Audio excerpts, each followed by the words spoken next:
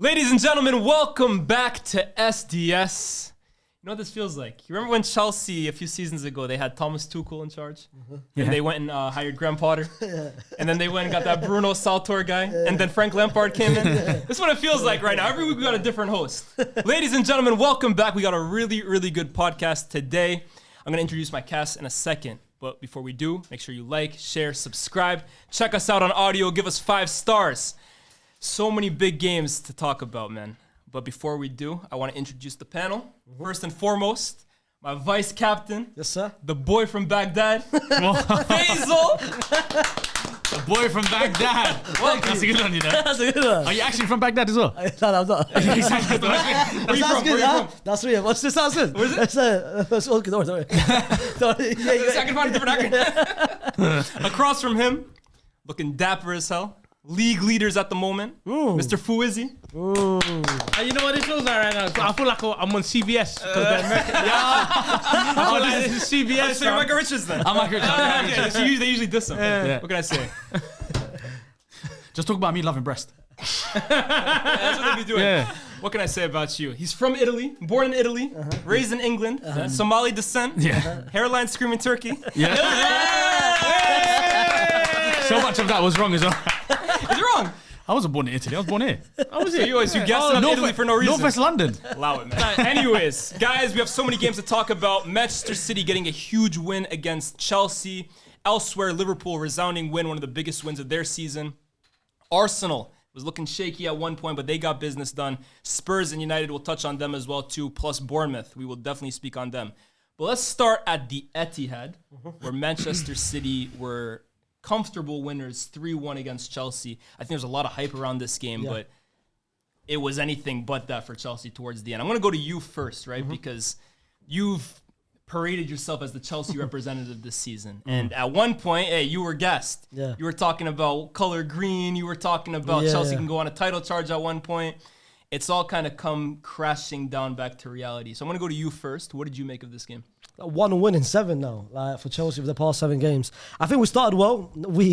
Chelsea started well. It's down to Chelsea right now. Hey, do that again, man. Chelsea started well. I think the goal which they got, of course, Kusanov, we'll talk about the players from City. Sure. Bad mistake, but they could have, bro, those 2 moments.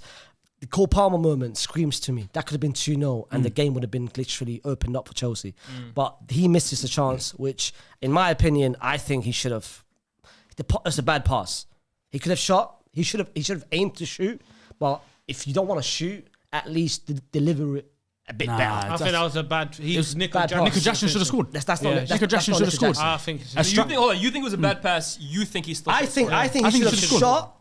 But if you don't want to shoot, at least. For me, I think he should have shot for sure. For me, as an striker, go on. as an striker, he should have. No, he should have finished. For me, in that situation, I think it's a tougher shot to take because he's on his right foot, keeper's closed down the angle. It's a bit hard, very hard chance to score, especially for left-footed players because they're so left-footed dominated. But the pass it wasn't the best pass, but it was a pass that Nico Jackson should have finished. There's so many angles that I looked at it. His body shape. You see Cole Palmer's running through one-on-one for about 5 to 10 seconds. You see him running through one-on-one. He's not anticipated the pass, which is terrible. He's not got his body shape correct to finish it with his left foot.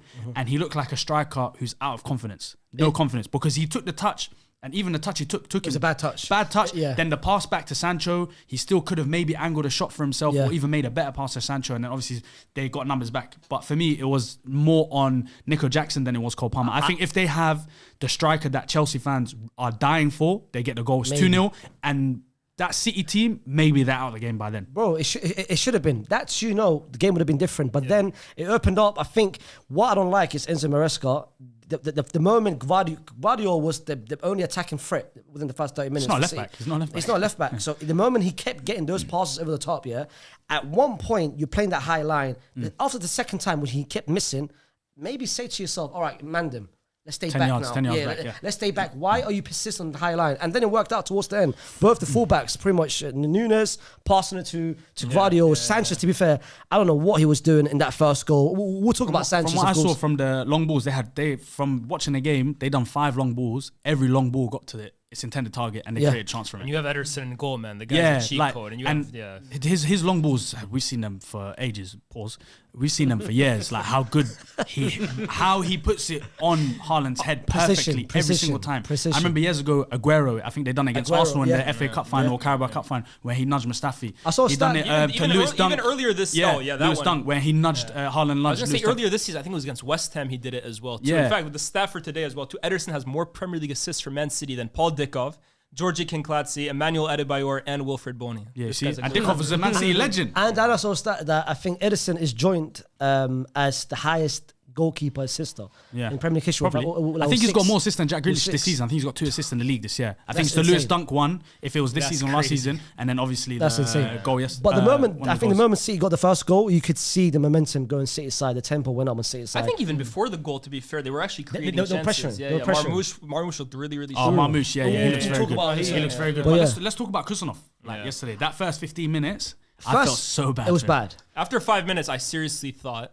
this is going to be like Jonathan Woodgate type Yeah. thing. Yeah. He had the error for the goal, then a yellow card like minutes later, and you just looked at his face, and I was like, oh. You could see the sadness just take over. But do you know what was like upsetting for me? There was like 3 or 4 times Bernardo and Kovacic got the ball, they've looked at him, and they've gone back to the left side, and they've completely like ignored him. But I actually think that was good. I think that was good leadership Yeah. from Bernardo Silva. To be fair, because I think he recognized that he was struggling early on, wasn't even getting and he 5-yard almost started passes. then he started kind of dropping deep and kind of taking his position up. I think he kind of not coached him through the game, but held his hand a little bit because it's a tough moment. I think he improved from that moment on personally. Like in fact, the chance that Sancho misses from that talk you guys are talking about, that's him who rushes out to kind of intercept it. And I think he is also the one that played the ball over the top to Nunez. I believe it might have been Kusanov as well too. Potentially, so I actually think his game improved as it went on, which shows for me good mentality. Much because better. for a lot of players, you suffer those first 4 minutes in your debut, you might just crumble, you might sink. But what shocked me the most was still the high line. Like you can't play a high line against a team who's got Haaland, Marmoush, Foden. I think Savinho plays. He came on. He came on, but even when Savinho came on, and even Nunez running in behind. Nunez and Gvardiol were playing so wingers, high. wingers. Like it was wingers, but it's like I know Pep's such a good manager. He realized how high they were playing their line, and Chalobah was getting bullied the whole game, and Cole Wills were. And for me, it's just that's very bad management. And they exploited Chelsea's right hand side because they knew Noni wasn't tracking back. Exactly. Yeah, so they kept going on Noni's side. Bro, Gvardiol had like 4 chances within the he was first a striker yesterday. 35 minutes, and Noni. That's why Chelsea fans are saying, you know what, Neto at least provides a bit more defensive. But I can't lie, Omar did let's talk about his debut. What do you guys make of it? Mamouche. direct. Direct. I love the fact that early on, the first 10 minutes, he was making runs in behind the defense, but the City players weren't finding him. It kind of reminded me of the Haaland situation when Haaland first joined City 2 years ago. But then he dropped deep, started collecting the ball. Bro, he was looking for his runs as well. The runs he makes. Yeah, he's smart. Yeah, I feel like him and Son, they're like the 2 players that look like Liverpool. You could imagine they look like Liverpool players. I actually think he would have been a good signing for Liverpool. You know what it was, Marmoush? I was very interested to watch him this game because I watched him a little bit at Frankfurt and I watched him at AFCON of Egypt. And I thought that's when I first took note of him. I was like, yo, this guy's actually a serious player when Salah was injured. But the thing with City, I was like, where's he going to play? Because he's not really an out-and-out 9, but he's not really a De Bruyne-esque 10. He almost kind of plays in the same position as Foden. Like right in at Frankfurt, he played behind Ekitike. Kind of how Foden plays in and behind.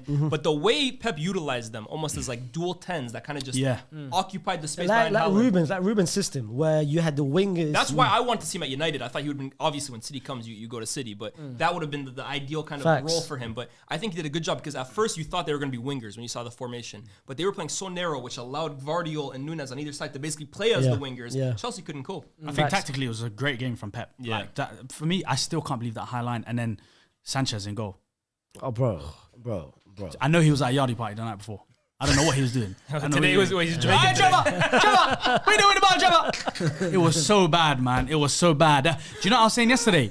He, right now, is like their Kai Havertz in terms of he's getting backed by Enzo like crazy. Enzo's mentioning Caicedo makes mistakes. Nico Jackson misses chances. Crazy. He's only done 4 mistakes this season. And do you know what's crazy? Yesterday's chance, that the goal for Haaland, that doesn't even count as an error leading to a goal. Which is because crazy. He's not directly, but his positioning, when you watch the replay behind the goal, and you was see so bad. he's hesitating mid-run, like he's going and he's saying, I can't do it, but I'm going to do it. Then he slips, and then, it's terrible. He hesitated twice. It was so bad, if man. If you want to commit. commit He or you come back, hesitated yep. twice, Yeah. bro. And- But I saw a comp. A Chelsea fan dropped a comp. You know how long the comp is?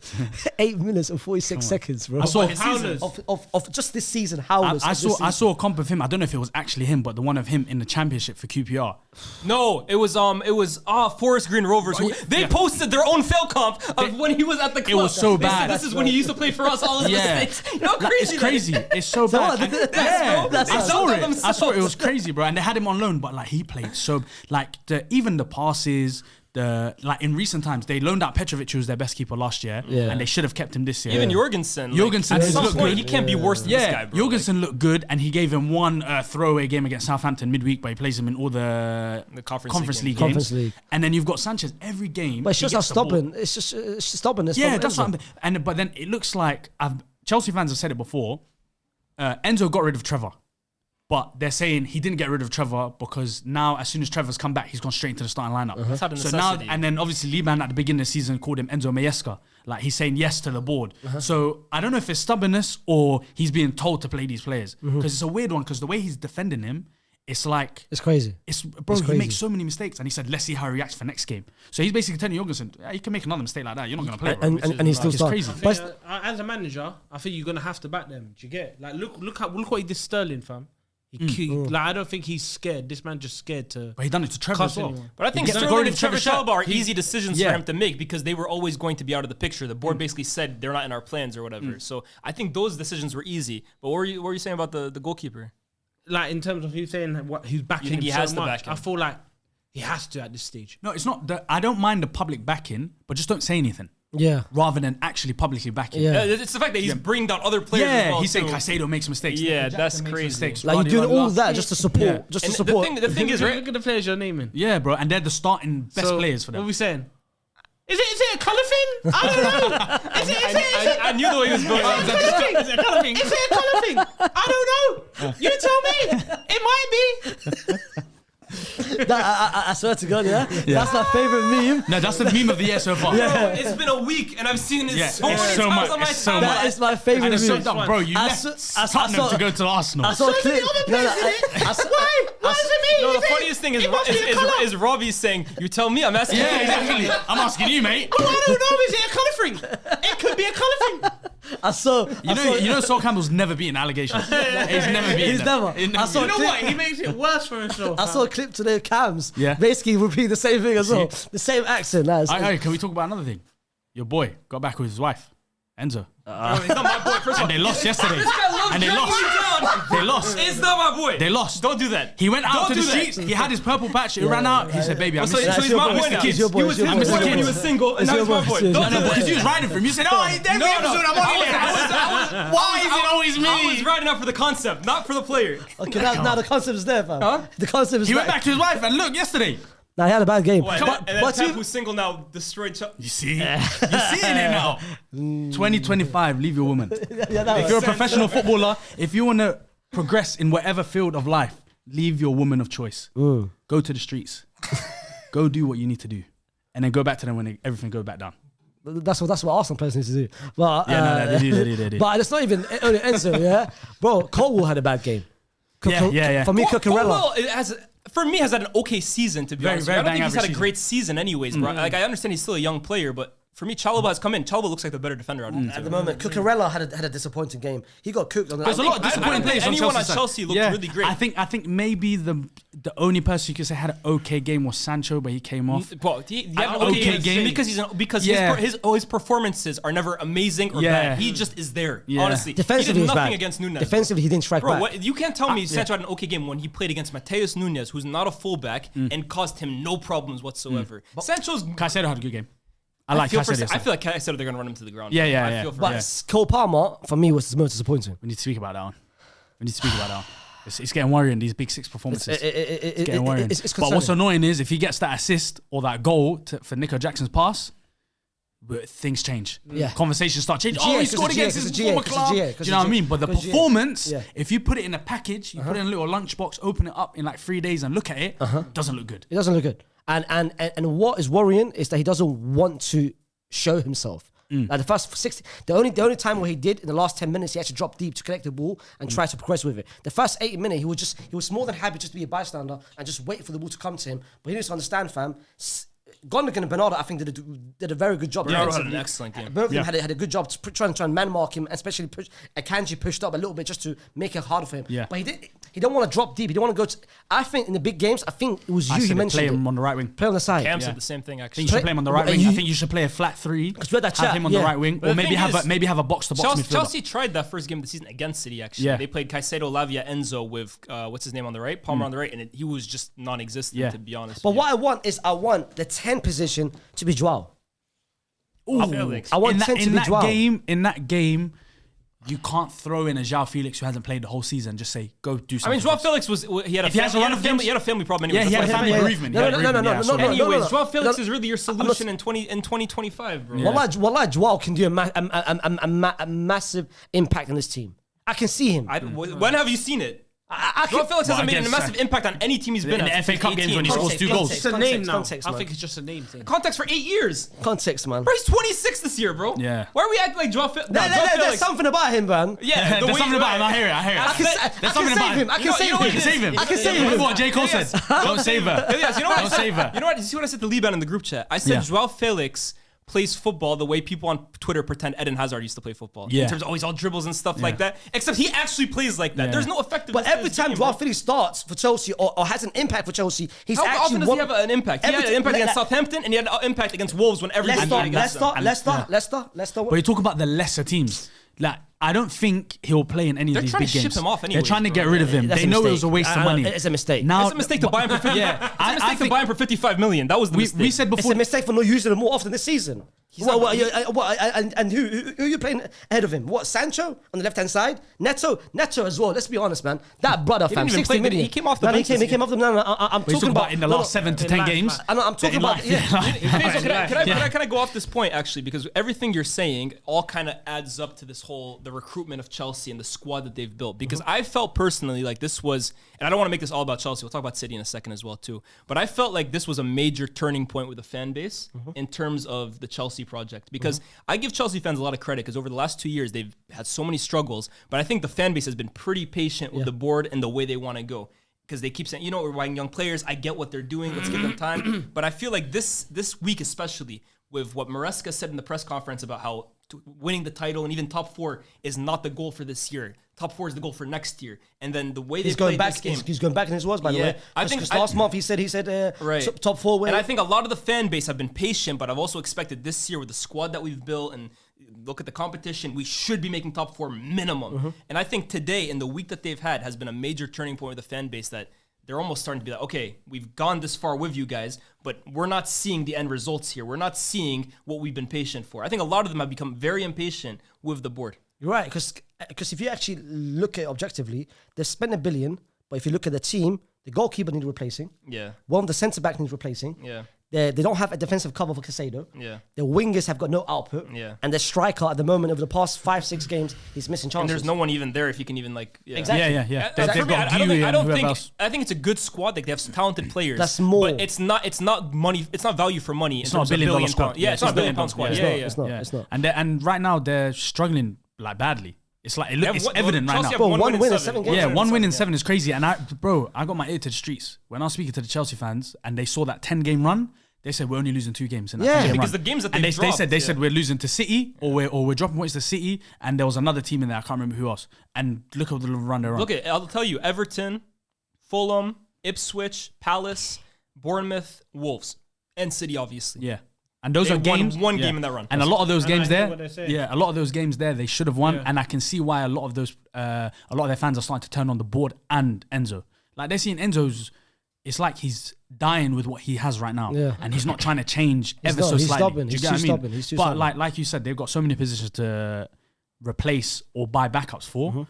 They're good that some of these players that they bought are not big. They didn't spend a lot on. Like Nico Jackson was 30 million. Yeah. That's a stopgap striker. Exactly. You can go now get your big boy striker, and then you can have Nico Jackson as the backup, which is good. They haven't spent any crazy money on anyone except for No, they have Neto spent. was 60. Neto, sorry, Neto. Modric was Neto, 60. Enzo Modric- was 100 million pounds. Yeah. They did spend a lot. Yeah, they spent a lot. Wesley Fofana, I know he was a few years ago, but he was 80 million yeah. No, I'm pounds. deep in. You're right. And then who? Caicedo. No, was- this season. Who did spend this season? This season, Neto, Felix, no, Sancho. Felix, Sancho, no, Felix was 50 something million. Felix, Sancho was 25. It was Felix. Nkunku last Neto. Jan. It was Felix. And now they Neto. want to spend 60 on Garnacho potentially. Yeah, Like, and that's a crazy it's- signing. That's the one that will flip the fans I on the think board. Chelsea, they need to get their season back on track really quickly Yeah. because this year I agree with them. I think top four, that's a has to, necessity. it I has never to. thought like top to win the league. I never thought they were going to do it. I No. thought they could go far, but I never thought they. But top four, that's the bare That's a minimum. must. Yeah, That's a must. But as for City, Yeah, let's talk about Yeah, City. let's praise City. As City, for they've City- turned the corner. Foden's back to. But how they turned the corner? Because think we they have thought turned they the turned corner. it against Ipswich, and then the PSG result happened. I think the PSG result was at the moment just a blip in this month. It was a 2-0 lead. We've seen them. They were 2-0 up, bro. I remember 2-0 watching the game. up, Yeah, I 2-0 remember up. watching the game. They were 2-0 up, and it was just. I think it was just a freak loss.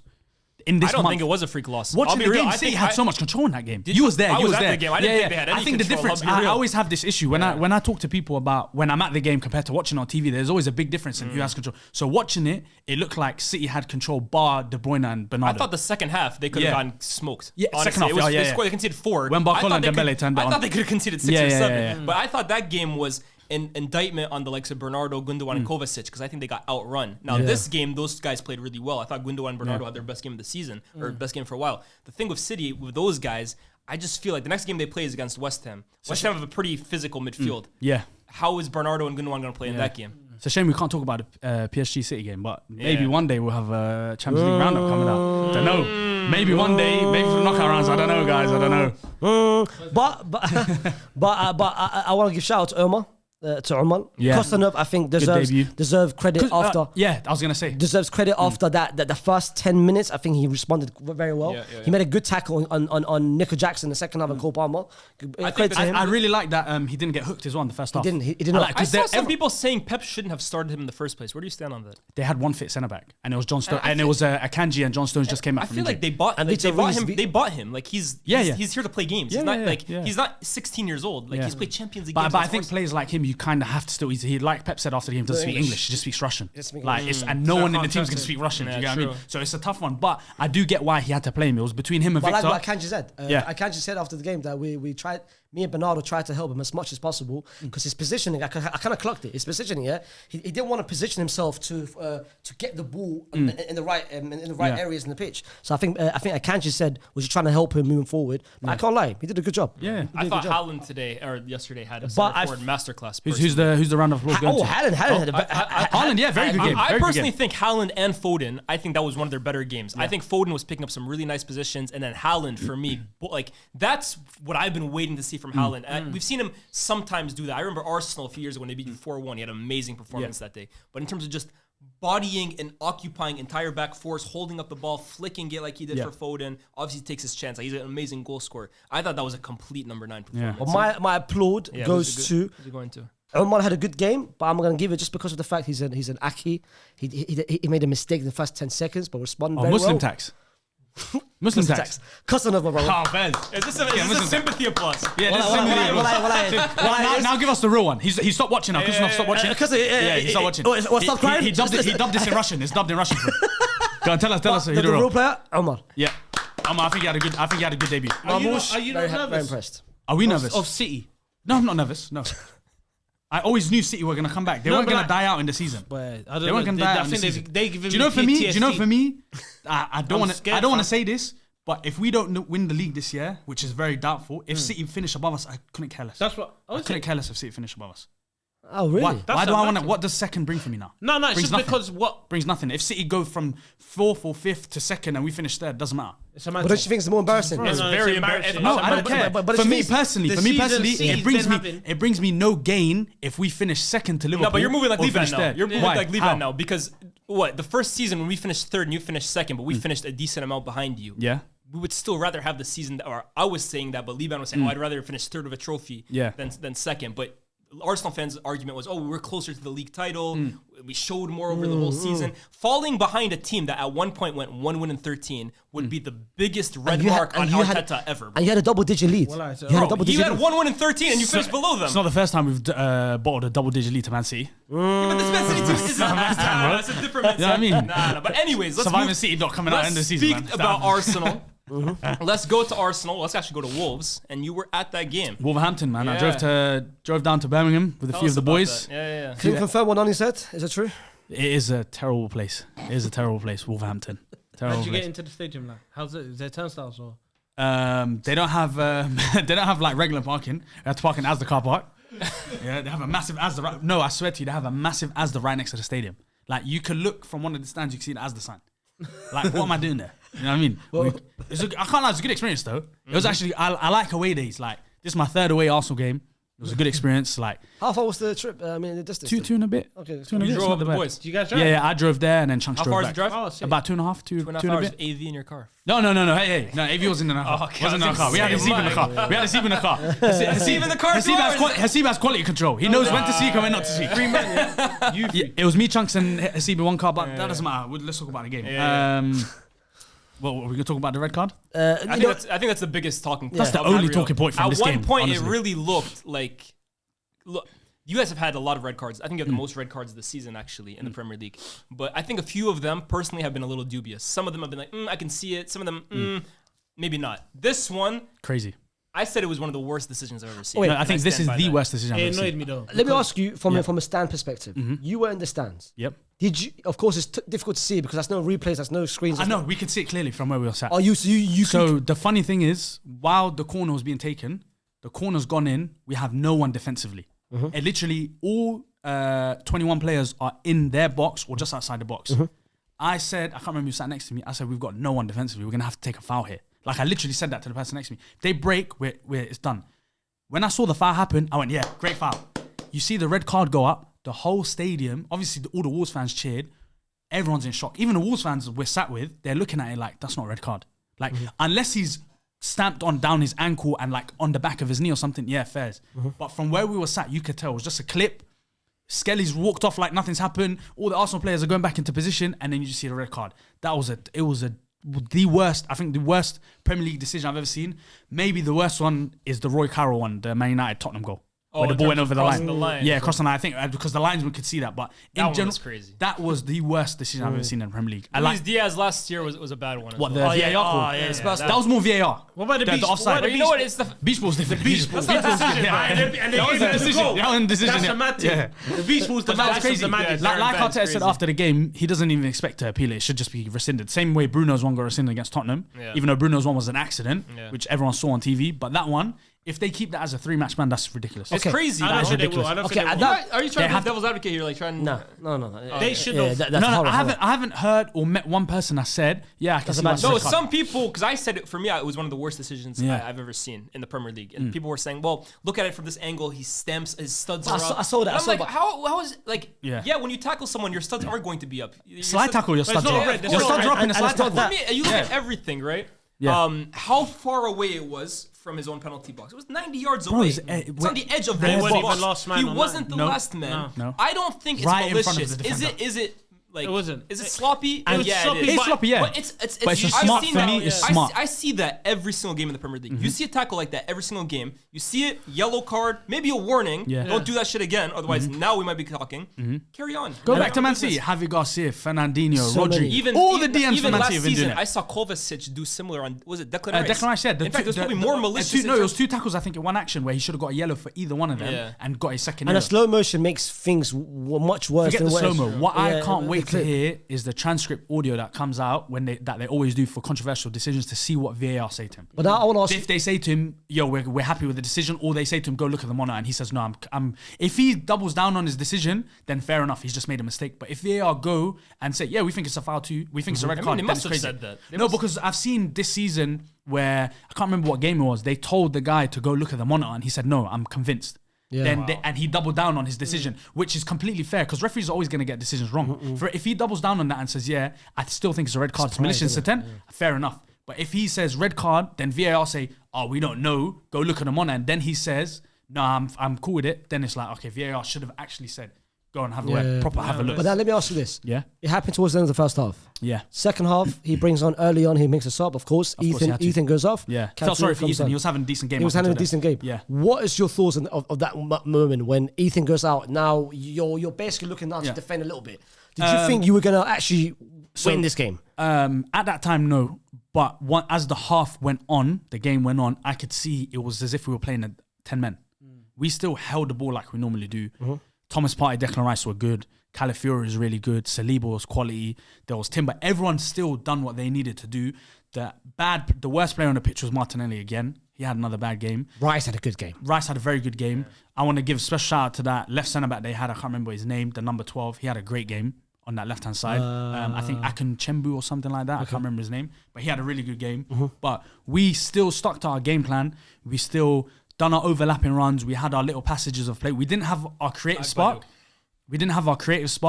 But I do like the way we still set up. And I was saying to Sharky in the game, it's good that it was our number 10 our left back that got sent off and not our like centre mid or our striker, because then you have to reshuffle a lot. You have to reshuffle a lot. When you just take off the 10 and bring on Calafiori, it's nice. And it was bittersweet that Calafiori is the one that got the winner. The left back gets sent off and the left back that came on for him scores. Great finish. It's a very good finish. On the half second goal, it's really nice. On the half He's got great instincts in the box. His technique is really good. Calafiori is basically like, even at Bologna last season, he was playing more as a center back, but he was a left centre back, has yeah. like an attacking mindset. Yeah. He used to be famous in Italy for like literally just carrying the ball like Bastoni. all the Yeah. way up the. No, but Yeah. Bastoni is almost playing as like a left back. So Calafiori carries the ball from his own box to the other. He did it at the Euros. That's his. Yeah, that's like what he's he was very known good for at it. in He's Italy. very good at it. You can see it in the left back position. He's very good. His role is very good, if not as good as Timber's role when they're both going up with the ball. There's such an attacking threat. It helps their team so much going forward. But like I said, all the other players in the team had a very, very good performance. Gabriel had a good game. I think Raya, for Raya me, those was saves very at the end of the game, Ait Nouri should have scored. I think if he just composed himself a little more, maybe Yeah, took a breath before he took that shot,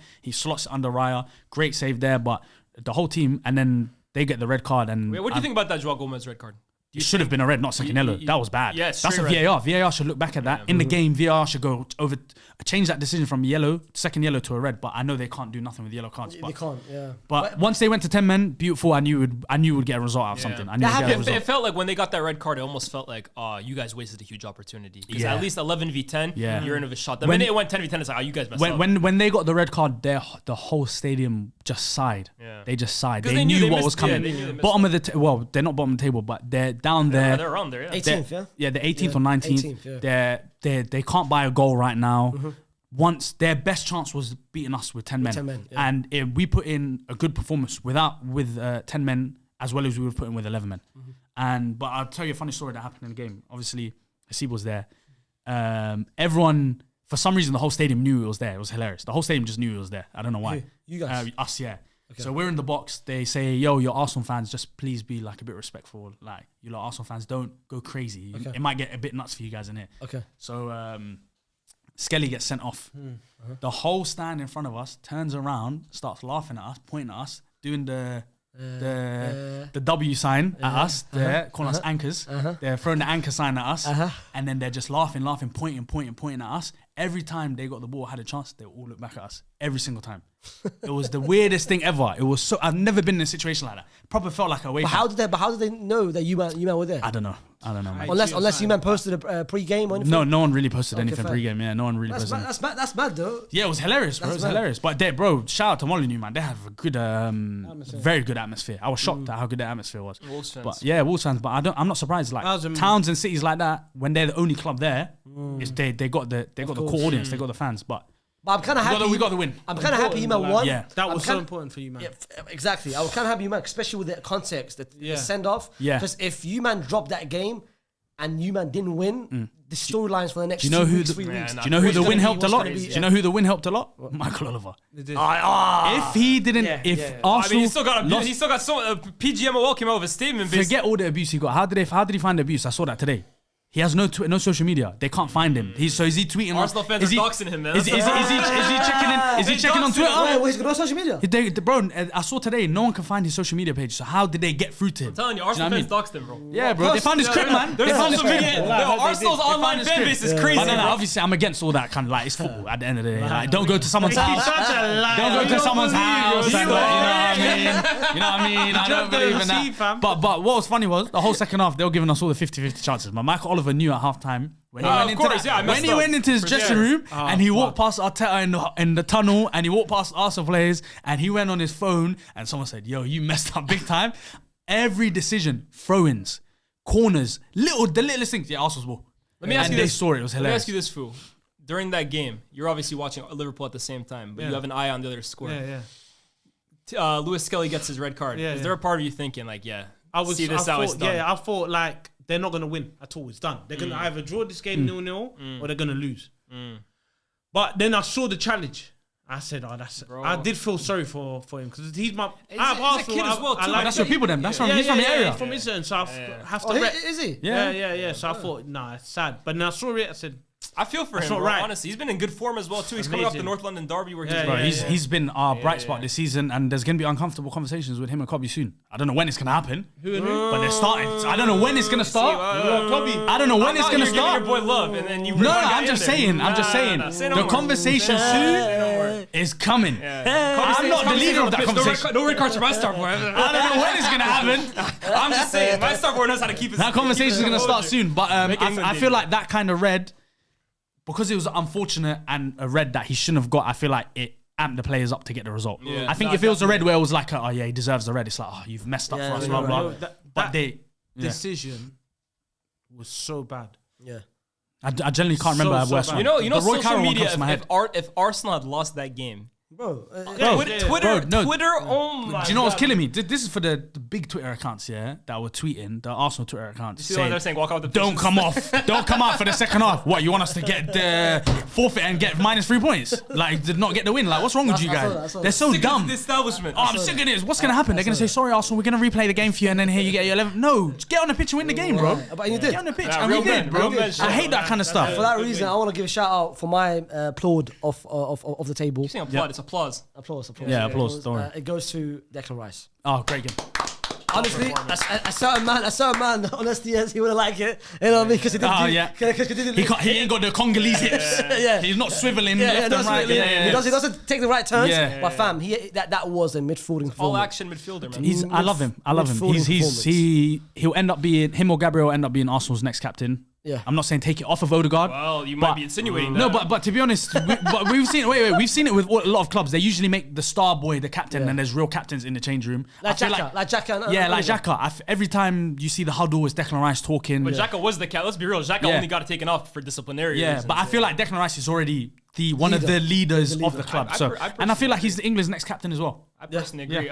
Few statistics for you guys. Arsenal actually kept their first away clean sheet in 10 Premier League games. It's a 1-0 win at Spurs, 1-0 in September. Arsenal are the only team in Premier League history to have won 38 more games than they've lost 35 when having a player sent off. So they win a lot of games when they go down. And then also, thanks to Ricardo Calafiori's winner, Arsenal have had more Premier League goals scored by defenders this season than any other side. Now, before we move on, I want to ask you about Kai Havertz because a wasteful goal for him. You're saying Martinelli was the worst player. Oh, yes, he did have a big chance.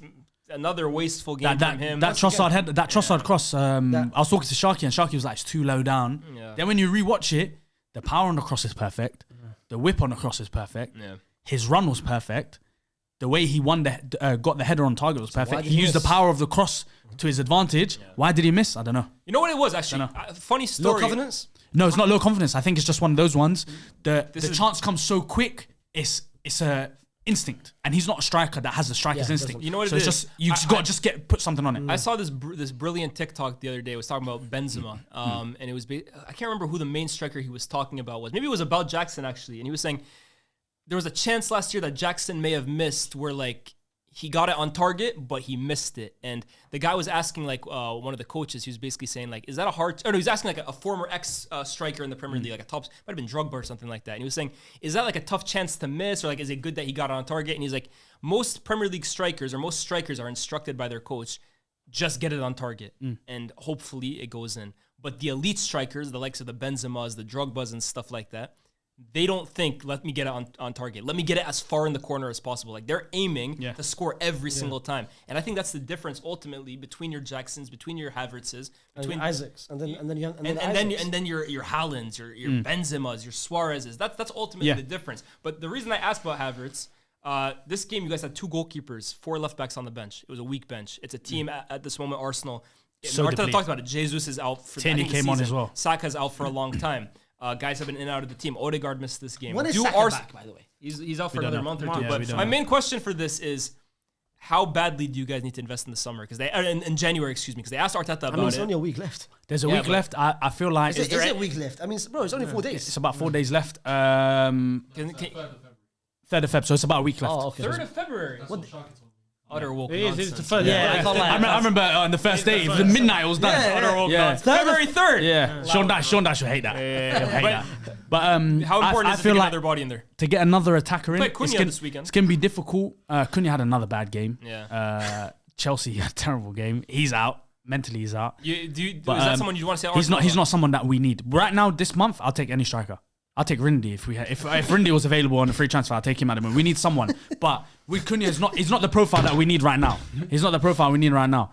But I feel like we might get desperate and going for Rashford towards the end of the last week. We can't go in for loan. We can't get a loan for him because we've already got Beto and Sterling. You can't even loan Rashford. Yeah, we can't. You're not getting him then, bro. I feel like the only way we can go. You are not touching those wages, bro. Yeah, I know, man. It's awful, but I don't know if we're gonna get another body in. We desperately need an attacker in. Bobby who? Bobby Charlton. Well, Endrick. You've given up on him that quickly. No, but Ancelotti said he doesn't want him to go out. Apparently, yeah, I know. But Endrick, do you think I want him at my club? I don't want him on my club. Why would I want him at my club? Why? He's gonna come with his girl and enjoy the London life. I don't want that, man. His head's already lost. He's 17. He's with a 21-year-old guy. His head's gone, man. I don't want that at my club. I need someone with morals. I need their feet on the ground. He wants. I need him because he knows he's going back to Real Madrid. It's a nice life. Oh, I'm here for 6 months. I could do Kim Kallstrom. Just sit back for 6 months. I want someone that's coming either on loan or we sign them, and he says, I need to be here in the summer. And that could be Rosé. You guys need a top quality player. But anyways, that's Arsenal for this weekend. Big result. You guys had to get that one. Yeah, we needed that. And it puts you guys now with actual daylight, because I think at one point you guys were tied on points with them for the longest. But that run of a miracle, let's call it a miracle, is over because Nottingham Forest have lost 5-0 to Bournemouth. And let me say this, Forest fans, I'm sorry. I actually feel bad for you guys. Forrest Gump, I'm sorry. We don't cover you guys every week. And the week that we do is a week that you guys lose 5-0. So honestly, I'm sorry about this. But yeah, man, this for me was the result of the weekend because a team that were in red hot form, we're still talking about Champions League. We're still talking about, Champions League potential. Like, they could still very well make it. It might just be a blip. But this is a real, punch in the face here. Bournemouth have absolutely obliterated them. I know that's your guy right there. Shout out to you. Yeah. You've been riding the life out of Areola. Riding him. I was riding. No, your knees. I was riding because you need the ACL reconstruction after that ride. Like, it was crazy. Because the first 10 games, when things was going south, you was there. Certain man said, No, you was there. La Liga. No, you was there. I was there. He was riding for Gary O'Neill, and he's jobless right now. Gary. Gaza.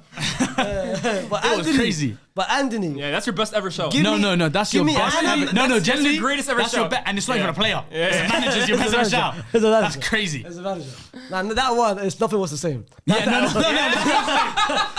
All hits. No, it was no misses. No misses. Pound cake, bro. Pound cake. Whatever Drake song you want to talk about, it was that.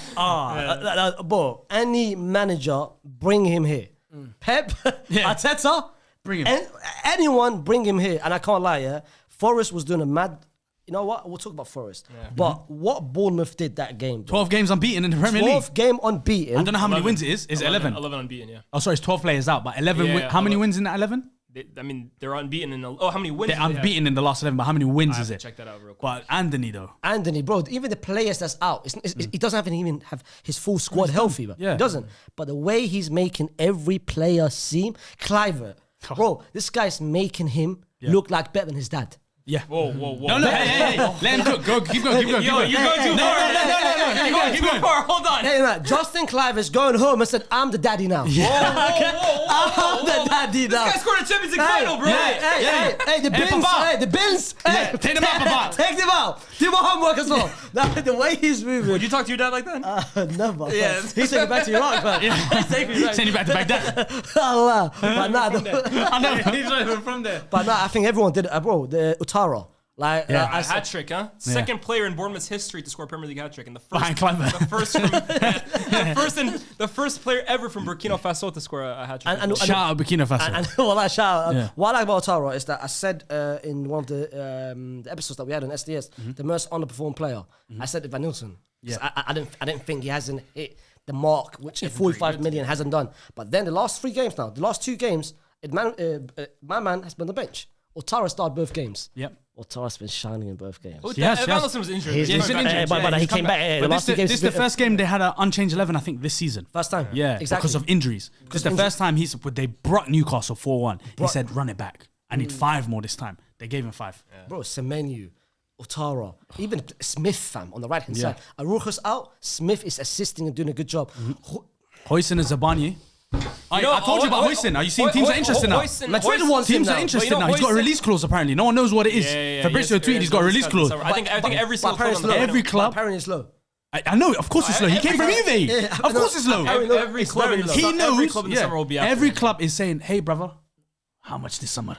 Yeah. And he's saying, "Brother, for you, But You know, since they brought him to the 11 8 games ago is Yeah. when he started for them. yeah." They haven't lost in those 8 games. He's been insane this season. Zabani has played as well as him. Yeah. They showed Murillo and Milinkovic. This is a real back four. Yeah, it's true. This is a real back two. A partnership at centre back. Yeah. They were in immense that Let game. me ask you this, Faisal. How high is Andoni Iraola's ceiling as manager? Like, what's the levels that he can reach? Because right now, what he's doing, he's in the conversations for manager of the season right now with, in fact, Nuno and with Arne Slot. But how much higher can he get to? I said in November, October, I said he's a top 5 manager in the Premier League. And that was seen as crazy. At the moment, I don't think you can give me 2 managers better than him.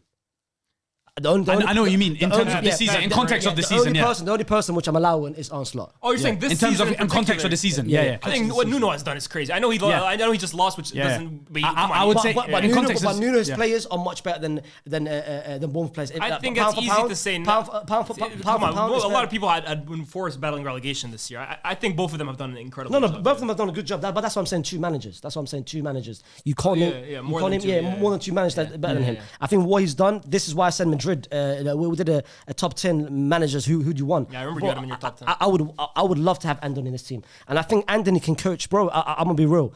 Tactically flexible. Yeah. I think he can coach any team. He's making players like Tyler Adams, who was seen as maybe a underperforming at Leeds. He's making them look. Christie, bro. Ryan Christie. He's been a revelation this is season. the way he's moving this season is insane. Otaro, Cliver, bro, he's insane. But sorry. that picture of all their players that are injured. Did you see it in the So the many box? There players, was like bro. 10 of them just sat there 10 watching the game, players. and they still won 5-0 against Forest, who now know they can potentially get Champions League football. Completely derailed them at this moment in Absolutely. I time. like Iraola as well too. Very charismatic as well. Very nice, very good I manager. think that's big for a manager. But you know what it is with him as well too. His style is so intense. Like I think they're the hardest working team in the Premier League. And Pep said something really interesting this week. He was saying it's crazy because everyone's always talking about teams copy Pep, teams copy Pep. But he said for me the 3 best teams in the Premier League this year, Newcastle, Bournemouth, and Liverpool, play completely different to me. And then Iraola even came out and said, my philosophy is I want my players to touch the ball more. I don't want my players to only touch the ball 2 times. Like I want them to get on it and express themselves. And you watch them this year. Like that's the reason why Utara this year is having such a great season. What's his name? Cliver is going crazy. Semenyo's having a good season. He is giving them the platform to just play at their absolute capacity. And it's just I for saw me they're my favorite team to watch in the Premier League. Yeah, and they're so Liverpool. young as well. They're the 4th youngest team in the league, and you can see it by how intense they play. But if you have if your age is 28, if you're their average age, they're not playing this intense because they ain't got the legs for it. All these young players, they've got a point to prove. People like Hoyson got a point to prove. Clivert's got a point to prove. Semenyo wants that big move. You've got Sabanye who's trying to get a bigger move. Or the Kepper as well. But at the same time, too, they have no pressure either. Yeah, like they're playing with they have expectation, but they also have no real pressure because it's Bournemouth. Like, it's a small club. They've got a team right now good enough. Like I said it in one of the episodes recently, where in the summer bigger teams can come and pluck their spine. Sure, they can say, okay, cool. The two centre backs, they're both good. We'll take one of them too. Not Atara, but like Clivert. His Roma run wasn't that great, but he could revitalise his career now. Let's bring him back. Semenyo, he's already had pretty decent links already. So like those kind of players, they're the ones that are shining for them at the moment, and they're the ones proving themselves. I saw a very quick stat. They have won the ball in the final third more than any other team. I'm telling you, bro, they're young. press They're young, bro. They're pressed and their intensity disciplined is as well. crazy. Yeah. Let me ask you this: they're currently 1 point behind fourth. Man City, 41 points. Them on 40, and Forest are actually on 44. Is top 4 a real possibility for Bournemouth? Do you think they could actually push for it? I don't think they can. I think I think they're going to burn out. Yeah, burn out. I think they'll burn yeah, out. because exactly my point. I thought it's like a Forest situation where I think. So you don't think Forest or Bournemouth will make the top 4 this year? I think Forest will. Okay. I think Bournemouth. I think they'll run out because of the fact the players that they've got injured, and I think these kind of players at the moment, with the excessive amount of games, I think at one point a bad couple spell games is going to come. I think it's also because of how hard they work too. It's more like I think neither of them will be in the top 4 at the end of the season. I think Newcastle and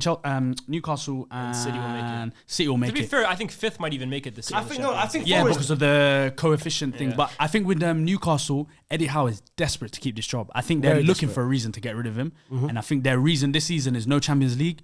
You're out of here. Carabao. They want to make that, and if he gets the Carabao Cup as well, they want to make that change to a big name manager this summer, like whether it's a young and up and coming manager or it's already an established name. And I think they're just looking for that reason. Now I think Eddie Howe will push his team, and they're good enough now. The way they're playing is they're very good. But I think them and City will come back into it. But for Forest, it's a bit harsh because Forest had that moment in December where they lost against Newcastle and they lost against, I think, another team. And City. They're losing against the top 4 teams. And then people thought it's that the purple patch over, but then they went on that crazy run. I don't think that's a.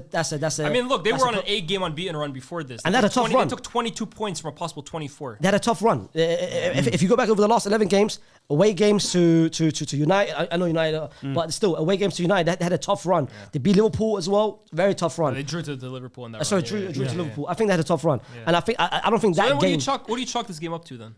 This game? For Forest? I think it's a one-off, you know? You think I do think it's a one-off, yeah. I think it's a one-off, and I think... Yeah, fine, sorry.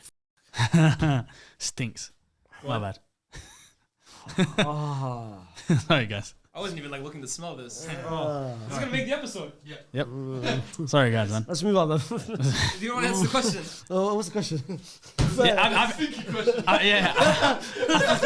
it was a blip. I said, what did you chalk this game up to for Forest?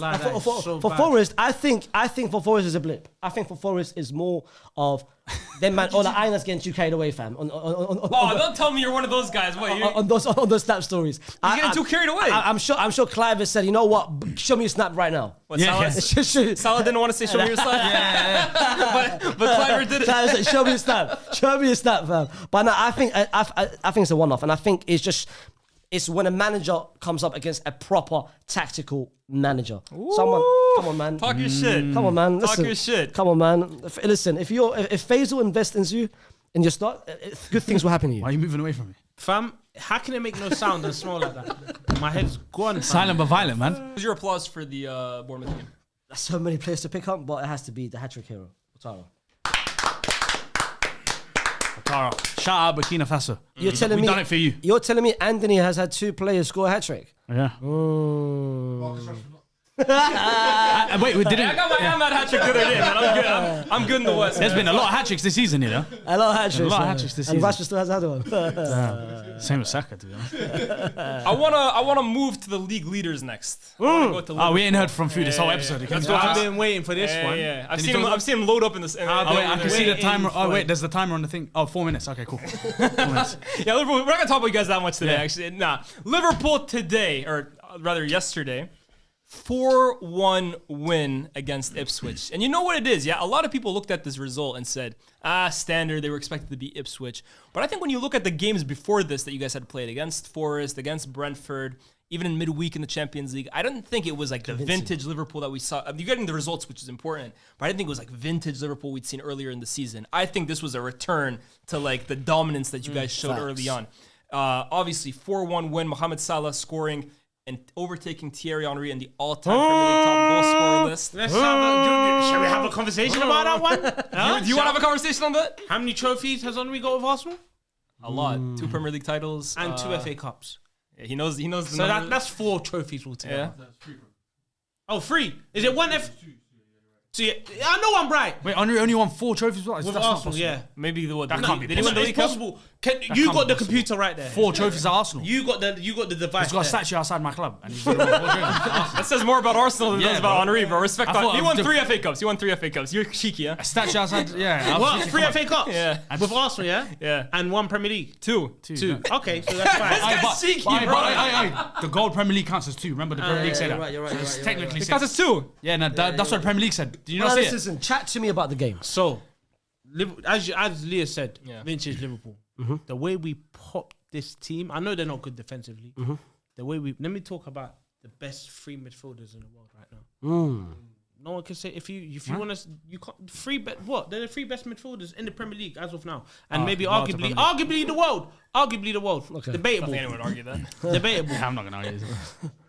Well, league or the world? He said the world. No, right now, I didn't know Jude played for a thing. okay, right now the league, Go ahead, arguably the talk world, midfield, yeah. Gravenberch. Okay, beautiful. What a If you player. want to press, What a if player. you want to press, Love I got for that guy. What a player. see I don't know. You now. can't go to war with guys like this, bro, honestly. No, listen. It's Yeah, you crazy. can't, you can't. With Can't go to war with guys. I saw Virgil van Dijk clap for him.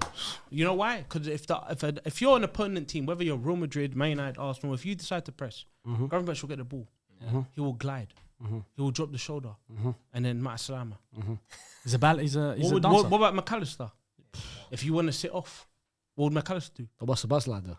Wait. McAllister will kill you with sureness and intelligence. So Bodsley, Liverpool lose possession. What would he do? He will hunt you down and kill you like you're a criminal. That's the midfield 3. That's my boy. That's our 3 midfielders. Like, we've been crying for a midfield 3 Balance. nearly for like 2 years. We came a long way.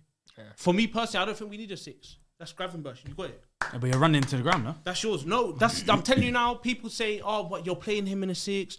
He's gonna get tired." Fam, right now. You're the best in your position right now. So me personally, if we're gonna do anything, find a backup one. Yeah, that's what I mean. Don't Get a find- backup, yeah. Don't sign an Not as of outright now, star. but Or what yeah. you do is you get someone who could play 8-6, like McAllister I think when kind of, but someone more physical. than I McAllister. don't think so because I feel like our depth in squad, I can't complain in terms of our midfield because Curtis Jones can play in the 8, Harvey Elliott can play in the 8, and for me they've had a very good season.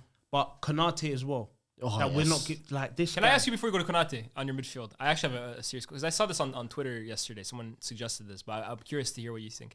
Not in terms of what they won because they have a long way to go to doing that, but in terms of quality. Do you think this midfield 3 that you have right now are better players than the 3 you had when you won the league the first time in the Champions League? With Wijnaldum, Henderson, and who was it? Fabinho. Fabinho. I'll say no. You say no. I'll say no only because of what they've achieved. No, but I'm saying forget Player for achievements. player. Just I look can't. at quality. I Look can't. at I think quality- Because you know why? yeah. You know, as me, I'm gonna be biased because I'm gonna think of the Champions Gini League, Wijnaldum moment when No, I hear when that, we but played look, Barcelona. Henderson, the Henderson- energy, the Henderson- running, no, but hold on. Fabinho, closing off the lines. I can't. But no, I can't hold answer on. that. I'm So sorry. if I ask you, I'm sorry. no, I'm if sorry. I I'm gonna be ask you biased. Henderson won the Prem, but not Gerrard, you'd still tell me Gerrard's better. Yeah, because Steven Gerrard Is a better player. Is a better player, and what he's done. Steven But Gerrard. I'm asking Gerrard, you these guys in terms of I'm better going to players. be real. With me, I hear it. as a little, I'm going to say what Henderson achieved, what Gini Wijnaldum and Fabinho done. I can't. What do you guys I'm going to think? say them. I think Fabinho was I think amazing. I no. think Fabinho At that time, yeah, arguably I the think best Fabinho- midfielder, yeah. like best I think Fabinho defensive would get midfielder. into a combined 3. Yeah. But I think outside of the other 2, I think Gini and Henderson did so well to maximize their talents. Like Yeah. they got everything out of their Yeah, career. literally, yeah. But who's the better talent? Who's a bigger talent between Gini and Gravenberch? I prefer Gravenberch. I Yeah. think Gravenberch has Or more Alexis. games. Yeah. Or Alexis. Alexis is a better Alexis for me. He's a as more well. talented player than Szoboszlai as well, I would say, has more And talent so I than think this them. is the best midfield that they've had And then for it a goes while. to show what I said. It's backing up my statement from what I said earlier. Like the front 3, the best front. Do you think it's as- look what we're talking about? Gini Wijnaldum, Fabinho, and Hendo. Now we're saying Szoboszlai, McAllister, and Gravin. This is exactly what I said right now. Cook and Konate, because you Oh mentioned yeah. Konate briefly. So wait, Szoboszlai first. I think. Faisal, let's do the round of applause now. Let's give it to Szoboszlai. No, wait. Let's give it to Szoboszlai. No. But Konate. Give me other players. Okay, Yeah. Konate. He's second. I want to give 2 rounds of applause. He's too horny right now. He's too horny. Too horny. Put your hands on the table. Put your hands on the table. Hey, I'm just checking. Table my right. Yeah. Right. Just actually, yours quite small. Konate. Wallahi, you know it's not. I need this. Wallahi, you know it's not. Whoa. No.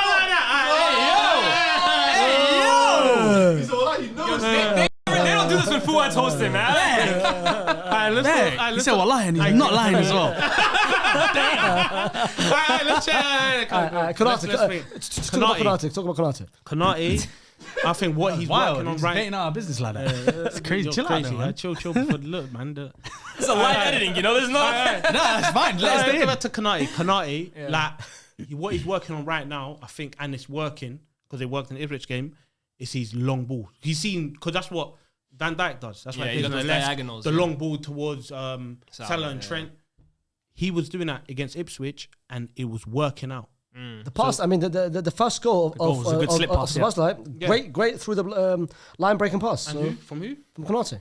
Exactly. It wasn't a long ball though. And this is a guy that but throughout the game, I'm joking. Yeah. And this is a guy that says my knee is not. I'm not 100% fit, but I'm rushing to get back. Because I love this team.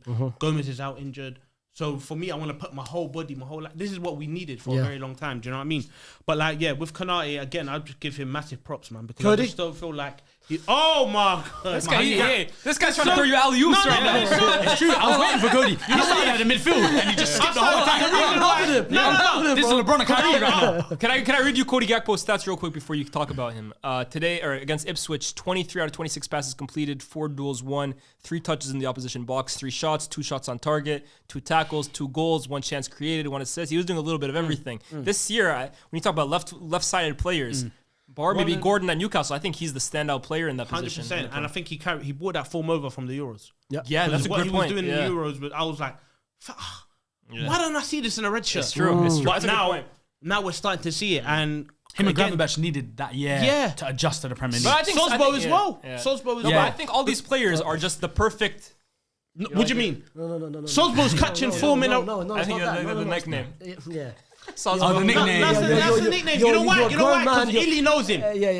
So that's Sosbo is my boy. Sosbo is my technically my boy. I could have FaceTimed him, but I didn't pick up.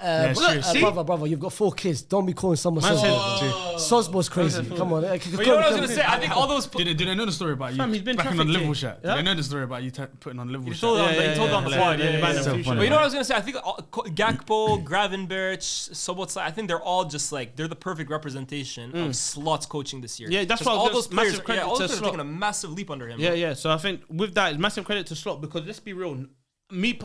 I can speak for everyone on this table. No one saw Gravenberch like this. No, never. No one ever thought in a million years he will be the player he is now. So Forget about even in quality in terms of the position he's playing. I never thought he'd be able to. There was people and saying it's six, and he was a cut out for midfield. I've been Wait till he doing bucks around this. midfield. Yeah, they were saying that. Wait till What idiot would say that? Yeah, Wait till he man. rocks a big midfielder. Yeah, for real, bro. Yeah, bro. Midfielder. Mental. Who was it?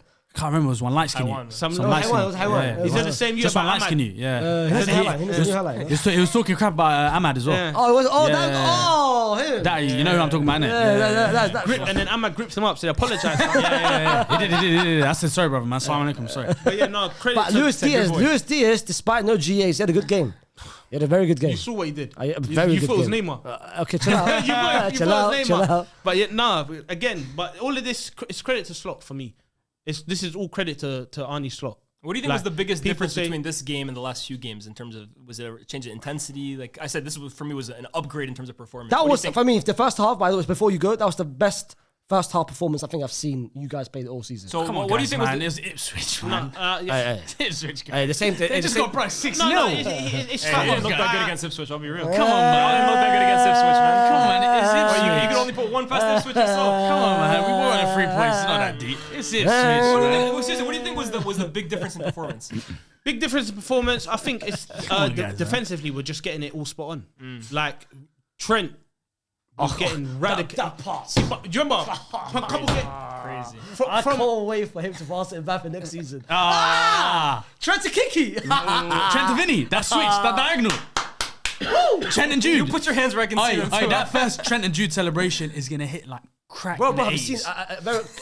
He's gonna hit like crazy. Trust me, I'm I'm gonna see your eyes roll back. Yo, this guy was talking about Trump. These guys So took it to are Real we Madrid. talking about something that's Bro, happened? on the watch along. Are we talking about something that's happened? When I see that on the watch along, yo. Yeah. But I swear, wait, Yo, my boy, this ain't an Alphase video. no, huh? very complete off topic. I here. ain't the only horny one here. A complete off topic here. I saw Trent. I don't know if you guys can see the video of Trent and Jude with the England national team. Yeah. Where they were chatting about 15 minutes. Oh, that they recorded in November. Reading reading dilemmas. Yeah. Doing a HP and Darkest video.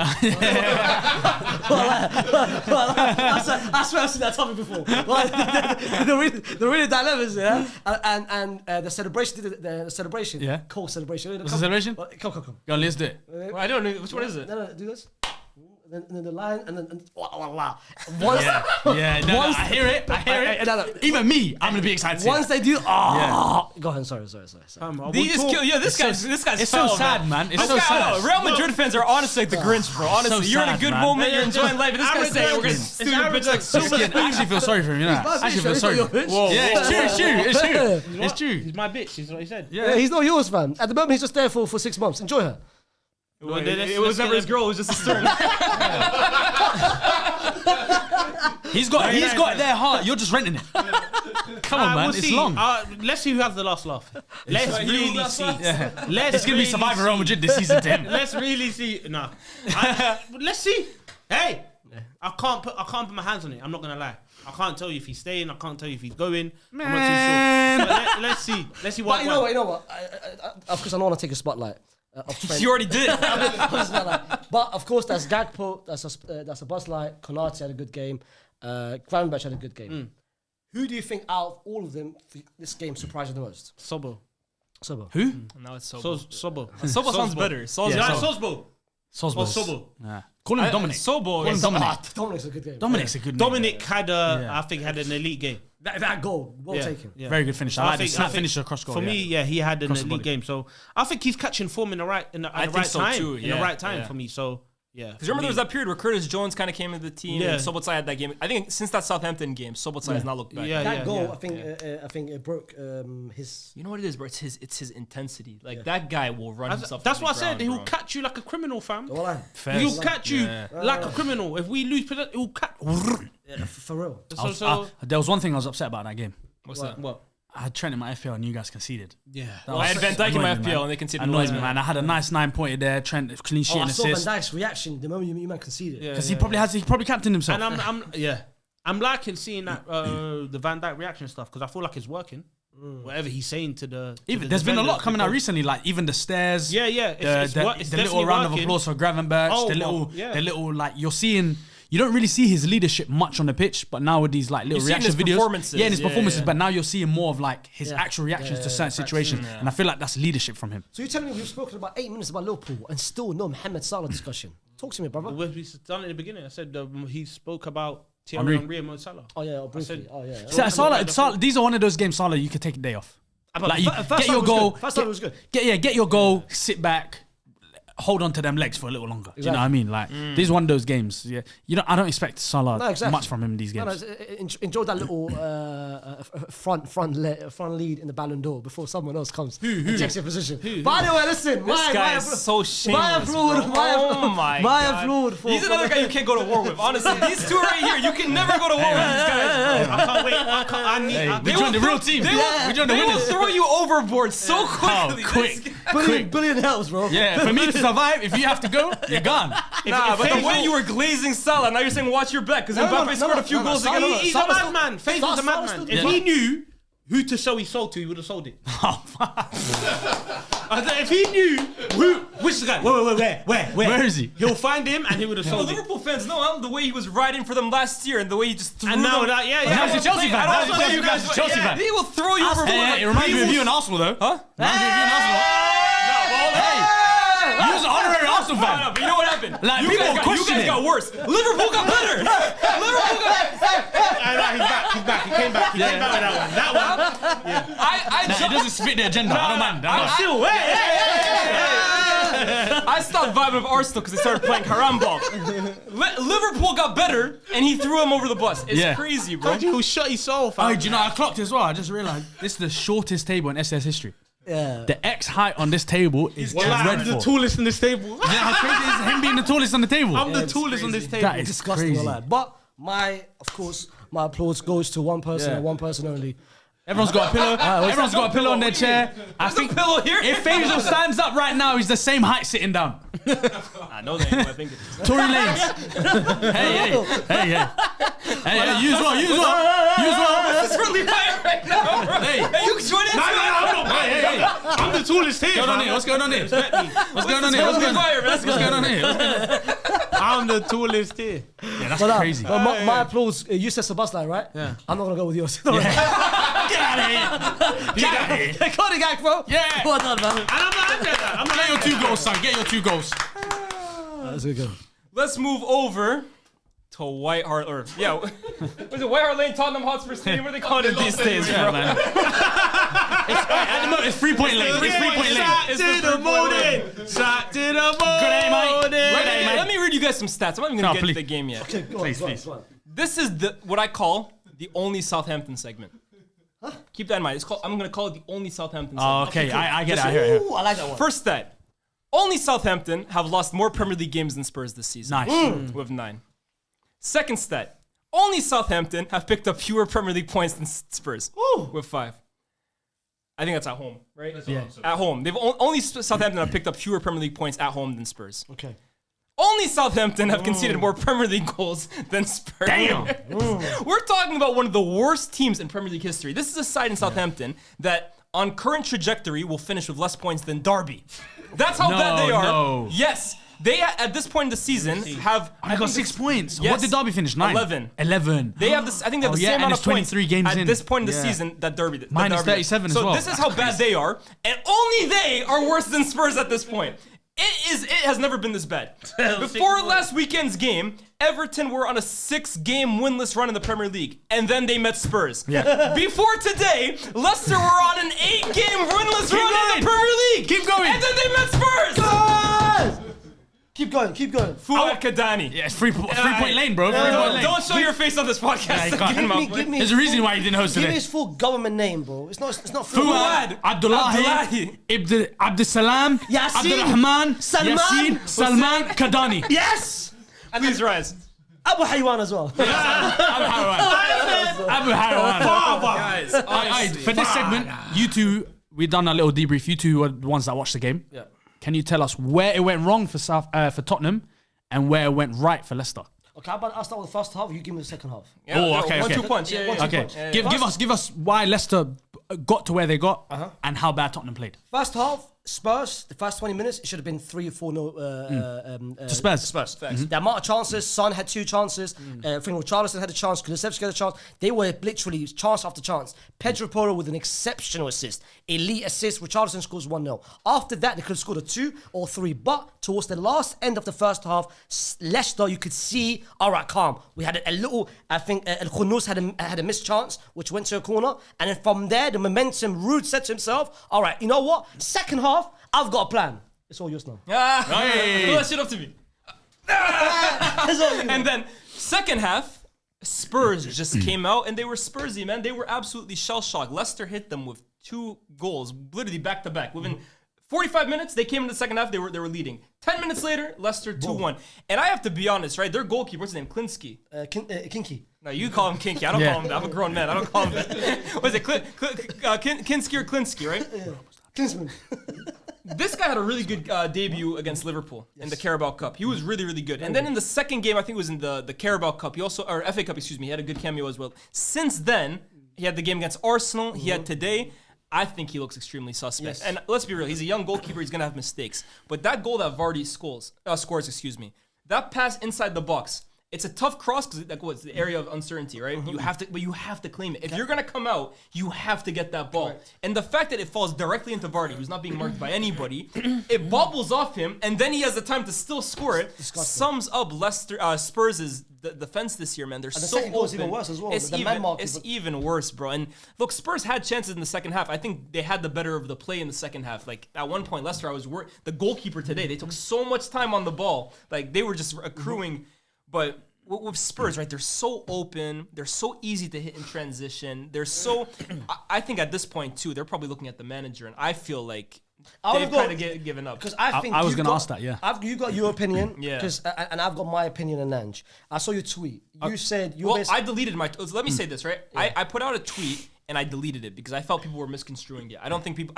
Maybe I just didn't get to express myself. You only get a certain amount of characters. So I wanted to come on. Now you can explain. Yeah, yourself. I wanted to come on the podcast. And Is this about Ange being sacked? It's or about keeping his job or getting sacked? Everything with Spurs, right? I feel like there's a lack of strategy and a lack of direction at the club right now because Spurs. I just gave you so many stats. It has literally never been this bad since I would say Martin Yol, Juan de Ramos days. It's been Juan that de Ramos long. bad day, We're talking that in terms of how bad it is. Even under Mourinho and Conte, it was bad. That was like 20 years ago. But even under Mourinho and Conte, they were never this low in the table. This is really, really bad. They can't win a game at the moment. I can't remember the exact stat of how many points they've picked up, but over the last 12 months as well too, before anyone says injuries, the injuries definitely play a part. But even when Van de Ven and Romero were there and Vicario, they were still hitting goals. They ended the season last year really, really poorly. So this isn't a blip. They have been in bad form for a while. My question is, where do Spurs want to go? Do they back Ange? If that's the case, fine. If you believe in Ange long term, fair enough. But you have to back him. And the window that they had in the summer and the window that they're having right now doesn't seem to me like a club that truly believes in their manager. A club that backs their manager does not go at this point in the season. They have this many injuries and this many problems in their team and not invest. They want to go say Brian Brobby. That's not how you back a manager. Exactly. I personally think, and I'd love for Spurs fans to tell me differently, I think they're looking at the Carabao Cup this year, which they've been not fortunate, but they're in the semifinal. There's a potential that they go to a final and win. And they're leading as well. I feel like that's what they're holding on to, and it's like, let's just see what happens with that. Now, I've been on the record saying, silverware is the currency of football, and trophies are important. I'm not trying to downplay the Carabao Cup here, but if silverware is the currency of football, let's be real. The Champions League is worth £100. The Carabao Cup is worth a dime. That's like, it's the least important trophy that you can win. I'd put the Conference League above it, the Europa League, the FA Cup, the Champions League, the Premier League. Everything is more important. It's a nice trophy to win, but we often think of the Carabao Cup if you're in a good season. Like Chelsea, they won the league. Midway through, they win the Carabao Cup. City, they win the league. Midway through, they collect the Carabao Cup. If you're in 15th place, losing every single week, and you're riding out on your season on a Carabao Cup, maybe Crystal Palace do that. No disrespect to Crystal Palace, but that size of club do that. They've never won a trophy. They haven't won it in God knows how long. They can do that. Brentford, they've never won a trophy. Fulham, I hear it with those clubs. I feel like with Spurs, over the last 10 to 15 years, they've built themselves up as such a big enough club. They've gone to Champions League finals. They've gone into the state-of-the-art stadium, one of the biggest in the world. They've been consistent in Europe. They've made the top four. They've been in title challenges. I'm not saying they're Man United size, but they've become a big enough club that Carabao Cup shouldn't make or break their season. Everyone talks about this long duck that they've had. I get it. But what's a Carabao Cup doing for them? Well, okay. They won the Carabao Cup in 2008. That's the last trophy they won. Yes. They finished 11th that season with Juan de Ramos and he got fired. So back then, it didn't matter that much. They won it, but it clearly didn't save his job. What's the Carabao Cup going to do now for Ange? I fully agree with what you said. I think if you asked any Spurs fan right now, would you rather finish top 6, top 5, no Champions League, just top 6, top 5th is Champions League, right? Yeah. 6, 7, 8 European spots, no trophy, or outside the top 10 with a trophy? Everyone would tell you, I want a trophy. Because I understand the 2008, yes, you're right. But before then, they won a trophy, I think, before that as well. At the moment, since 2008 till now, with all the investment, the new stadium, everything, no trophy. They are dying for a trophy. That's why are they dying for a trophy, though? What is a trophy doing to change anything about Spurs? At the moment... Okay, let's say they win the Carabao Cup. Let's just say it happens. They finish 15th, they win the Carabao Cup. They have that day they celebrate. They're gassing up on Twitter. They have bragging rights. The next day happens. What has changed at Tottenham Hotspur? Nothing. So why are they dying for it that trophy is just a validation of, hey, we finally won something. But they don't need that validation. I feel like they've grown into a big enough club now that Carabao Cup shouldn't change their life. Bro, they arguably have the best stadium in Europe. Real Madrid at this point. Yeah, but arguably. I agree. Exactly. A trophy is just a validation. And it's just a validation of we finally won something. And that's why with Ange, I think Ange's last game is the Liverpool second leg. Okay. If he loses Liverpool second leg, if he goes through, then man are sticking with him. If he loses that game, my brother, go back to Melbourne, Auckland, Wellington. Go link one matter on that. Well, like, you're out. I think that is his deciding game. But I agree with you. I think clearly Spurs have shown that's what they're gonna do. They can do anything, bro. But- This club. But Yeah. why? What they done to Mourinho? Yeah, 2 days before They the can final. But I sack think that's why they're not any going to do it. I moment, think fam. that's why FaZe Yeah. is right. They don't want to make the same mistake. Yeah. But my whole thing is like, okay, say you win it, like you're still in 15th place, bro. Because what they'll do, you know what Spurs are going to do? They'll beat Liverpool. Let's say they beat Liverpool in the semi-final, go through to the final. Their next game is against Southampton. It could be anyone. They'll lose that game. And then what happens? We're back to reality. We got our cup final to look forward to, but then you're looking at the league table and you're like, yo, what are they? 8 points off the bottom Wolves, three? yeah. They're 8 points. That 8 points turns to 5 points if Wolves win and Tottenham lose another game. Do you know what I mean? No, then then you you start know- looking down at the table I agree. and you think, oh, what's this? Tottenham Hotspur shouldn't be in this level. They shouldn't be at that For level. real. Do you know I what understand mean? they have injuries, but they shouldn't be fit. They lost to Leicester and Everton. Like Yeah. these are teams you have to be winning, even with the injuries, bro. And then they get rid of Ange. Does this job look attractive to any manager? No. But that's what I say. There's no strategy. Yeah. There's no direction. There's no If I'm a direction, manager, yeah. I'm asking There's no you. direction. If I'm a manager coming to Yeah. Spurs, I'm asking Spurs, what direction are we going in? What's the goal for this football club? Forget the direction for now. I'm looking at the club and saying, Ange had 2 centre-backs out injured. He's got his left-back out injured. He's He's got goalkeeper injured. You've got Archie Gray playing right Striker's injured as centre-back well, too. and left-back. You've got Solanke out. You've got all these different positions. And in January, you say, yo, let's go for Brian Brobby and Ajax. When you could go to anywhere in Europe and grab a random centre-back on loan to put Archie Gray out of his misery and play him back in his preferred position. I'm looking at the owners and Daniel Levy, whoever the director of football is, and saying to them, when I come to this club, whether it's Iraola, whether it's Thomas Frank, whether it's anyone from Italy, Spain, I'm looking at the owners and saying to them, if this happens again next season, what are you doing for me? Are you helping me get out of this situation? Or are you going to let me sink and burn and then all the fans start coming at me? I saw him walking through the tunnel and said, we're going down with you. And he walked back out and he said, what are you talking about? I saw that. Do you know what I mean? But I think It's unfair on him. Levy, I think he's slick. I think what he's looking to do. He wants to. He understands all the fans are getting him now. I think this is the first time it's reached a stage where everyone wants him out. But I think he's saying to himself, a trophy might just keep him quiet for one more year. And I think if he wins the trophy, no one's gonna come at me because I've now given you what your childhood you never had. You never had a high. I don't think disagree, Spurs fans are like that either. Yeah. Like I was seeing Spurs fans saying, "Oh, we don't think like this." And I was Yeah. like, "I'm not speaking about you. I'm speaking about your club, but it's good to know that you guys are not cool." Spurs fans are booing at the end of every single game, bro. They're not happy just because they might win a Carabao Bro, Cup. I thought when they had Pochettino and they came second league, they turned the corner. Like, even I was worried as an Arsenal fan. I said, oh, they've got a good manager, they've got an elite core of players, and they had money, they were still spending money, and they were getting the new stadium. I said, yeah, they've turned the corner now. They're going to do what Arsenal did when we moved to the Emirates, and they'll start offloading the players, but they didn't. They carried on spending, and I was like, okay, maybe if they... For me as an Arsenal fan, I didn't want that to happen. But for football, if they got the right manager after that, Daniel Levy wasn't so cost efficient and wasn't so like, I need to buy players for the future rather than we need a couple players now. We need to get rid of Vertonghen and things like that. If they turned that corner, they would be in a completely different position now. But now, they're in a worse position now than they were when they turned the corner with Pochettino and they got rid of all those players. Crazy, and Harry Kane left and Dembele were left and Son lost his legs and all. But now look at them. It's terrible, bro. And Arsenal fan, I love it, of course. But in football terms, when you're looking at it, it shouldn't be like this. Like, and everyone's on Ange. Like, it's not Ange's fault. Obviously, you can blame the way he sets up. It's management. But it's management. But when you look deeper into it, it's when you get deeper into it and you see Archie Gage playing centre back, Conference League or Europa League, he played left back. He's playing right back some games. He's playing completely out of position.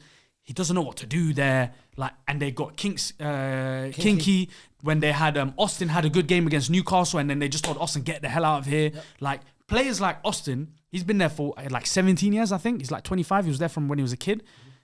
Those are the guys that know what it means for the club. Let him play. He'll show you. He'll die for the badge. He'll die. He'll literally die for the badge. This is my one chance. I'm surprised he didn't cry after the game. Like that West Ham goalkeeper that played that one-off game. Surprised he didn't cry after the game. And then they just said, yeah, back to the bench you go, mate. I just don't like. For me, if you want to fire Ange, fire him, but don't wait for a Carabao Cup, bro. Like, Carabao Cup is not. If you're gonna do it last month. Do it now. Yeah, Yeah, it's 1,000%. Like, people are gonna say, "Oh, well, you celebrated the Carabao Cup." Well, first of all, we won the Carabao Cup when we came third, and we went to an FA Cup final that year. So, like I said, on paper, you had a good season. It's a nice trophy to win. It shouldn't make or break your season if you're a club of this stature. But they're 15th place. A Carabao Cup is not hiding. Like, last year we finished 8th and we won an FA Cup. I wanted Ten Hag fired that same day, and we should have fired him based on how this season has gone. I hope Spurs fans I know Spurs fans don't think this, but I hope Spurs as a club don't think, oh, we win a Carabao Cup and all of a sudden the last 15 years of hurt are all gone and we're back on track. That's not going to happen. I think they'll definitely trade that final for a European spot this season. If they get to the final, Yeah. they will trade that any day. Because what do you get if you win a Carabao Cup? Is you get Absolutely nothing. Nothing. Yeah. I remember it used to be maybe Europa you League. make the Europa League Conference League. But I remember it used to be Europa League, and it would okay, nice. We get to stay in Europe and everything like that. But the way they played, And one last thing, because some people were saying, are you trying to say that we're prioritizing the cups over the league? I'm not saying that whatsoever. I think you guys are a shambles right now, but everybody knows a cup run. Any team can go on a cup run. I saw Wigan won the FA Cup. Yeah. They got relegated the same season. yeah. What you do in the league will always be a better indication of what kind of team you are than a cup run. Yeah. It's the reality of the situation. The last time I saw a team finish outside the top 10 and win something was Chelsea. They won the Champions League and they finished what, 11th, 11th, I think, yeah. 11th something. With Di Matteo, But, yeah. okay, let me ask you very quick before we go to the last And game. then tell us who your round of applause is for. A as well. round of applause. Yeah. If Spurs win the League Cup and the Europa League, Europa League is different for me. Oh, that's a great because season. that can get you in the Champions. Yeah, no, the Europa it does League is turn different. into, like, hey, and they finish Hands work miracles. and they finish 17th. That's a mad thing. That's an amazing. Because look where you go. Yeah, Look go where Champions League. If you Them win Champions Europa League. League, you're in the Champions League. Yeah. That's a good And then season now for in the Europe. summer, yeah. they have, like I said before, they still spend money. They spent 65 on Solanke last summer. They're gonna have money to spend. I know it's so far from possible for them winning the Europa League. I can't They get lie, that yeah. Champions League spot Yeah. next season. I'm They're gonna be- spending. I'm gonna be real. Yeah. That European, I've seen a team still They're in. desperate for it. Yeah. It's not like Champions League Yeah. team's gonna go down. Yeah, That's- no. Spurs can't beat Leicester and Everton, bro. Exactly, yeah, Who yeah. says they're going to beat Galatasaray But or yeah, Fenerbahce, yeah. bro? Or- But they're on a cup run, and Europa League is a cup run. Come on, it's a miracle. cup. I think- Champions League is a cup run. I think Champions League and Conference and Europa League is Yeah. a bit different to care about Cup. No, How no, about way Carabao different, Cup? way How about different, this? way I The know for a quality teams fact- you're playing in that competition are different. I know bro. for a fact Spurs are gonna be go farther ahead than you, man. In what, the Europa League? Europa League. Maybe. We're not great either, He bro. never Like, cared. Think about it. he's just taking a shot. It's a shot, but it's like I'm already hurt anyway. I've already got 2 bullets in me. I'm not gonna make it fair. Bro, we play Spurs in a few weeks. Yeah. But who's your round of applause for? El Khanous. Yeah, he's having a good season. You know, having a good season. El Khanous. Where's he from? finish- What country is he from? Morocco. Morocco. Yes, I thought so. Yeah. Come on, He's man. having a good season. The real. The real what? He can't finish that sentence. The real. Because the comments, you know. Hey, the real what? The Go ahead. real. Finish your sentence. The real no. Say no more. The real Arabs. Hey, watch yourself. Just clock. It's North African. Oh, no, it's not. Yeah. I was gonna say he's North African. I was Him. gonna give him North African shots there. Him. Yeah. He's basically North African, man. He's Asian, bro. He's basically North African, man. Hey, someone loved that one where someone in the background. Yeah. Let's go on. Let's move on to North African on the the side table. Let's Yeah, move on we to move the on to most boring game of the weekend. Honestly, one of the most boring The games worst that you'll team in see the this Premier weekend. League. Fulham should have. Before this game, I thought they were gonna annihilate you. I thought it was introduce gonna the be a damn game. 3-0. Oh, what a terrible game, man. Manchester United beating Oh Fulham my God, 1-0. Big 3 points for us. Climbing up to the dizzying heights of 12th in the league. Wow. Relegation is in the back mirror now. Honestly, I can breathe a little. How many points off 40 points? We're almost there. Oh, 11 more points. 11 more points in 15 games. We're You can do almost that. there, man. We're almost there. Lisandro Martinez with a hit and hope, deflected. That was honestly the only kind of goal. What's that? I don't know. Yeah. I genuinely have no clue. I thought he was gonna send shots at Adama Traore, but he didn't. I think he tried See for what a he did dart. that He tried to do Traore. the- No, we're gonna talk about that tackle in a bit. But yeah, We're gonna talk about honestly, that kind of goal is the only way we were ever going to win that game. that tackle. Yeah. I forgot about something. Sorry, coming up topic.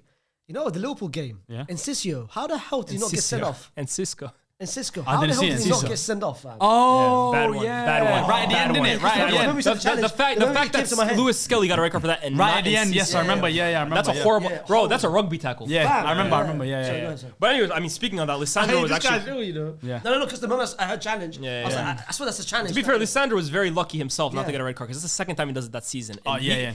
bro, I hate you when can he does that. And no, he could have seriously injured himself today. Honestly, Yeah, I was happy he went down injured there. Yeah. I was like, come on, that's what you deserve for What did trying we? to go in What like did we that. got to the United game? What did we think about it? I've got questions. Me, all of us got questions for you. You know how For me, Spurs- it's Yeah, you're the interrogation. host. You're the host. The Fuad, it happens to Fuad, it happens to Sharky. Yeah. We're gonna ask you questions about your team. Go guys. ahead. I hope I can answer some. Was you nervous? Was you scared when Traore came on? Because I thought he was definitely gonna get a goal. Yeah. Brother, He's a scary guy. he's a scary Let's be guy. real. Yeah, no, he scared the shit out of me. I'll be Yeah, real. yeah. You know what it is. Yeah, we are not a very athletic team. Yeah. We're slow. We're weak. We're small. And he is anything but any of that. He's terrifying, bro. opposite, When that yeah. brother starts running on the ball, he's not very. He's a running back. He's not very fit, bro. I honestly think in a different life, he would be like all NFL. Like he'd be in the Hall of Fame. He'd be like All- Saquon Barkley. Yeah, those kind of. He might have players, CTE as well too, but he he'd might be a have CTE, crazy NFL player. But before the game started, like generally going into this game, Fulham good run of form. I think they're unbeaten in 8 or something like that. Yeah, they've been on good form. Yeah, they've been on good form. What did you think? How did you think the game was going to go? Do you think it was going to be a walk in the park for them because they actually play good football and Marco Silva's the sneaky little Portuguese battle between them two? You know, Portuguese. You know, I think they're actually childhood friends. They were saying today. yeah, exactly. They had a little, Hype, man. yeah. You believe that? But what they did were you- saying that they're both from Lisbon. But what did you think? What did you think the result of the game was going to be? I thought we were going to lose. Did you think it was going to be a loss, or do you think it was just going to be like did you think it was going to be they dominated and then you lose and it was another week of Amorim coming out talking about we should have done this, the team's not the Yeah, best. I did feel like, honestly, I would look at I didn't think we played well this game either. I don't think Fulham were great, which helped Fulham us. were terrible. Yeah, I don't I think was Fulham really were great at disappointed. all. I think it was a bad game in general. But yeah, I feel like every single time we play anyone in the Prem, we're in trouble. We literally played against Southampton, and for 80 minutes, we were my down God, 1-0. yeah. Like, Southampton bopped us. The next week, we played Brighton. Better opposition. They bopped us. We played Forest. They bopped us. Bournemouth bopped us. Every team we play in the Prem look like they can give us a game. So Fulham, who have beaten... they drew to you guys. They beat. They drew. Chelsea. We dropped points to them. You dropped points against them. They beat Chelsea. They've been tough against. I a lot think of none teams. of the. I think none of the top 4 have beat them. I think Man City didn't beat them either. Yeah, Man City didn't. Yeah, No, yeah. they beat them. Luckily, they got Yeah, very I lucky don't- against I them, don't- and they got lucky against them. Yeah. So yeah, I expected us to go there and really suffer because they've been a tough team. So to actually get 3 points at Craven Cottage, I'm very happy about that. Yeah, yeah. Who for you were the 3 stand-up the players for you? 3. Oh, 3. Oh, 3. Give me one. 3. That's a lot. 3. I don't even think there was 3 above average players playing today. 3 on the entire pitch is a lot. Yeah, 3 above. Okay, who I think 3 fans had better performances than the players who today. did you think? You know what? Fairs had a decent game. In your eyes. No, forget that. Let's talk about who played bad today. That's easier. Who played bad today? Hoyland was abysmal. Turnover machine. Turnover machine. Turned everything machine. He was the worst on the pitch by far. He was the worst on the pitch by far. My brothers. If I really speak on this guy, He's Yeah. in trouble. BR, Oh yeah, one of those ones. Liga, SDS. SDS. Yeah. I'm going back to engineering, brother. If I really speak on Rasmus Højlund, Okay, right? keep it PR though. See, You know that's my say specialty. say what you want to say. Yeah. You know I'm good at that. Keep it PR. This guy's not a Premier League striker. Okay. He's not ready for prime time, man. Honestly, like if you believe in potential, fair enough. I don't really see it, but I'm not gonna hold it against you. Whatever. Let's see how he ages. At this current moment, he is not good enough to lead the line for a Premier League team. Not just Manchester United, for a Premier League team, period. You can go for every single team in this league. They have a center forward more than likely than not better than him. Yeah. You look at Bournemouth, I would take Evan Nelson over him. You look at Brighton, I was saying it the other day. They have Can 4 we strikers. go through league table Go right now? for it if you want. Let's start at Leicester. Who's that? Vardy's Jamie Vardy. Vardy's better than Højlund. Everton.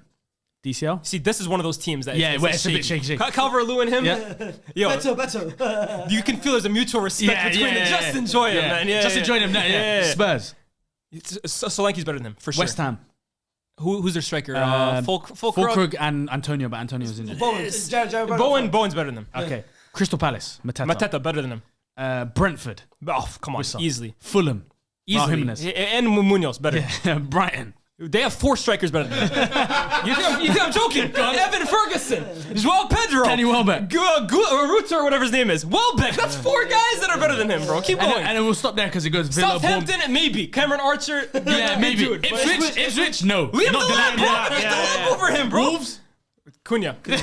So Sven Larsson. everyone, Bro. yeah. So at the moment, you've only named Everton and West Ham because Bowen's not really a striker. And Southampton. No, but And Antonio's Southampton, yeah. injured. So If there's Antonio 3 was- out of the 20 Premier League clubs you think And I'm have not arguably I better. I dare someone to argue with me. And it's true Let me, that- let me yeah. give you a statistic today that I heard on TV, and I promise you I almost fell out of my seat. I almost fell down. I like when you almost fall out your seat.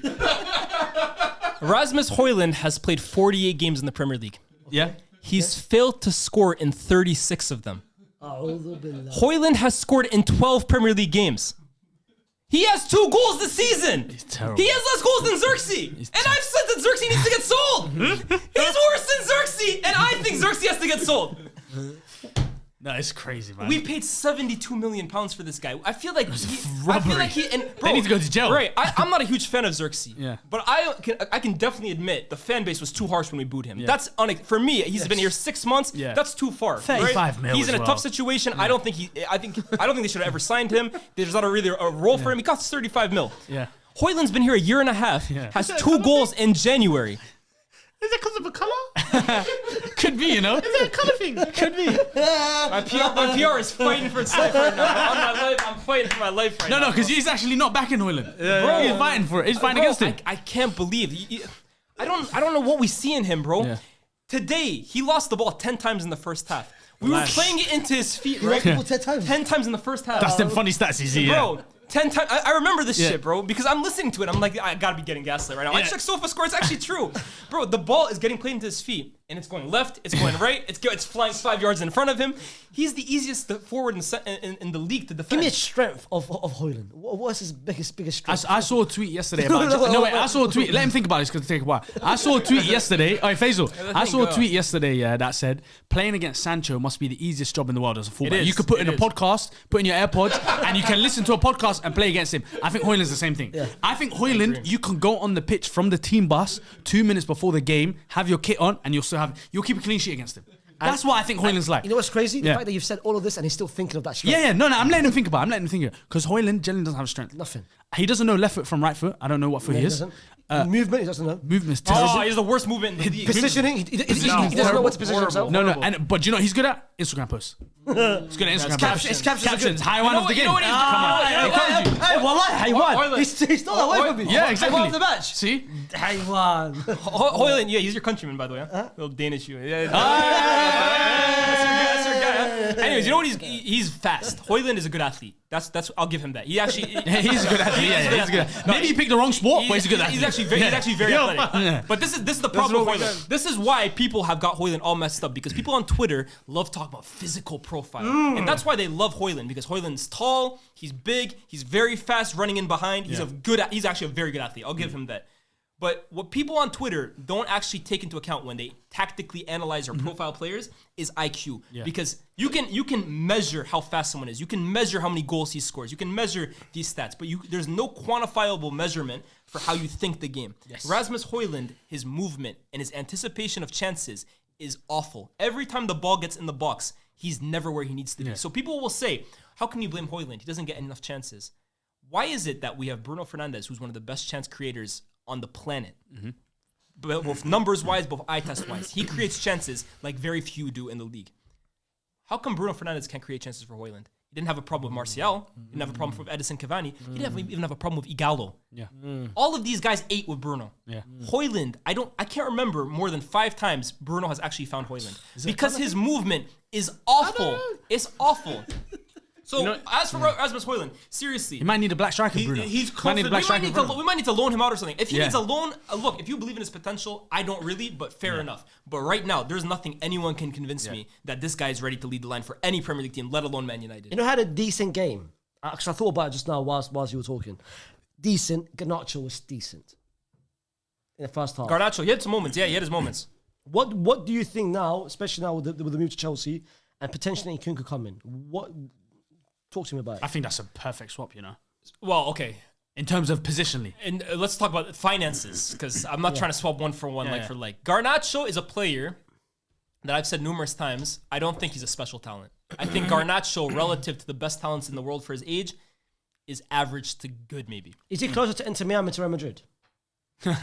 Oh, because there was a certain, I don't know what his name, what was his name? I can't remember. He's got a tattoo on his arm right here. tattoo. Forgot his name, Somali brother. What does he do? I can't remember his name. He has a show on SDS. I can't remember. It's with Fuizzi. I can't remember his name. Which that show we haven't seen for the past couple of months. We haven't seen him for a while. But I remember him saying he could play for Real Madrid. But I didn't know if he meant Real Madrid or if he meant, The Castilla team. yeah, or Atletico Madrid. I'm not sure. Or the Iraqi team, Real Madrid. Are you Yes, saying, yeah. is our Honda safe? Yeah, I don't know. He was talking about superstar Yeah. potential and talent. Yeah. But I don't know if teams let their superstar potential talent leave Let me to say what I rivals. want to so say, I'm not right? sure. I think talent-wise, just talent-wise, Yeah. I don't think he's a special talent. Now, I've seen players who weren't considered special talents maximize their career. Like, we're not taking shots at anyone. Salah, for example, at this age, like, he struggled Yeah. at Chelsea. No, but look what Yeah, Salah yeah, ended yeah. up becoming. He's maximized his you career, can yeah. develop. There's Hatem Ben Arfa's. No, hear me out. Come on, hear him out. Let him land. What are you talking about? Let him land first. Let him land. Let him land. What's he talking Let him about? land. Because at that age. At that age, he was doing a little thing at Basel, but he went to Chelsea. Forget about it. What are you talking No, about? wait. Just let him I land. don't want to wait and land. Let him land. I heard Salah and I'm hearing Garnacho. What Salah's the example I'm trying to use here. Don't use him as an example. Thomas He's Muller. gonna Let win. me use Thomas Let's Muller. use Thomas Muller. Thomas Muller. But we're also is not gonna use someone I Salah. would consider like a sensational talent. Like there's been players that are more talented than Muller that didn't have half the career he did. Salah. Because they maximized the best of their abilities. So Garnacho could do that, and that's why if I had the choice, I would rather keep him because I want to let me take the chance on him. I don't think he's gonna end up being one of the best players of all time or whatever, but let me see. Okay. However, we're in a financial situation right now where we're in financial hell. That's the way I'm describing it right now. PSR wise, we have screwed up so many times in terms of giving huge contracts and buying players for big money and then selling them for absolutely nothing and paying off wages that we've just basically hit the bottom. And the only way we can actually improve the squad and spend money is doing similar to Chelsea did a few years ago. And that's offloading players that at the same time do have homegrown things. So the thing with Garnacho, if we sell him for 60 million, I think it gives us 180 million pounds to spend just because of how PSR Pure works. profit, yeah. And we don't have that many valuable assets, right? The ones that we have that could even make us any kind of money is probably Garnacho, Rashford. Hobby. Rashford Rashford no, because of the wages he's on, bro. But also because it'd be pure I'm profit. saying who would pay money for Rashford? No. I'm saying who has money? Who could we get money for? wages. I'd say Garnacho, Euro, Menu, maybe Dallo, maybe. Mazraoui? Mazraoui's not the kind of I think fullback those you are the spend four big money. really that we can get in terms of age, profile, all that stuff. Yeah. Who would I sell out of all four of them if I had to? Garnacho. I'd sell Garnacho. And if it's 60 million pounds, again, I'd rather keep him than sell him. Yeah. But 60 mil, come on. You don't say no to that. You got to in take today's that. market as well. You don't Now, say no as for Nkunku, I would not spend a dime on Nkunku because of his fitness, because of what he's done over the last year and a half. I don't think Chelsea barely plays at Chelsea. Why would I pay serious money to a guy who's out of favor? Do I think he could come on loan and help us out? I actually do. Because I think the role that he played at Leipzig is very similar to the role he would play here. And I think Chelsea have underutilized him a little because I don't think he's a number 9. He's not. I think he's one of those like 10. Those 9.5. That's what we play. Could he do a job on loan 6 months? I think he could. I would take him on loan personally. But that's the situation where United are. We are basically desperate for any kind of. I would have taken Kolo Muani before I went to Juventus. United fans were laughing. Scored on his debut I said as well. we're homeless. If you Great offer finish. me any kind of meal right now, Yeah, I'm taking it. taking You're that watching shit. it. You're Any watching bit of shelter, I'm there. You're Facts. watching it. And you need it. Facts. So So that's it with United right now. Honestly, bro, we be take fair- the 3 points, but there's not really too much for me to speak about. I've got a very difficult task of trying to applaud someone, but for that reason, I'm going to go a bit different. I'm going to applaud the fans, the United fans, because I heard. No, honestly, United have the best away fans I've ever seen. the way- But we don't deserve this shit, man. While European fans, I think they're the best I've had. The away fans, the way you man was singing, Liz don't know the fans. He's not from Manchester. Don't know the chance.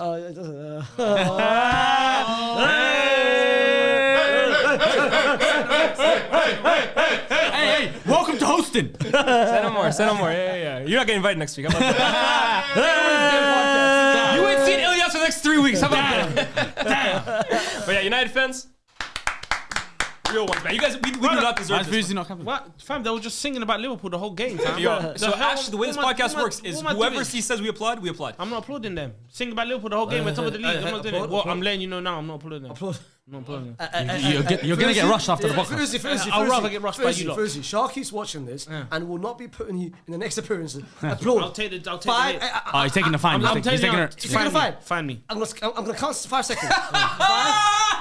Keep count. 4. You know what? Let me make it easy. 3, 2, 1. Yeah, he's talking to you If like. you don't count, This guy's a sword. no. If you don't applaud that Liban and Fu show, we might not see you again. Put them. Applaud. How about this? If you don't applaud, we're putting Faisal on the podcast. How about that? We're making Faisal a guest. You have to sit down and interview Faisal if you don't applaud. Welcome aboard. Next episode. See Faisal. Let's just secure your next podcast. I got love for that. So applause for Man United for that. That's the Premier League roundup. Before we go, I just want to quickly get into the FPL. I've actually always wanted to do this, man. Oh, you want to do it? Go on. Yeah, I've actually always wanted to do this. So first of all, we're going to talk about the SDS Familia League. On this table, Ilyas is still first in this league by technicality. 58 points this week, so shout out to Ilyas. Faisal is bottom of the league.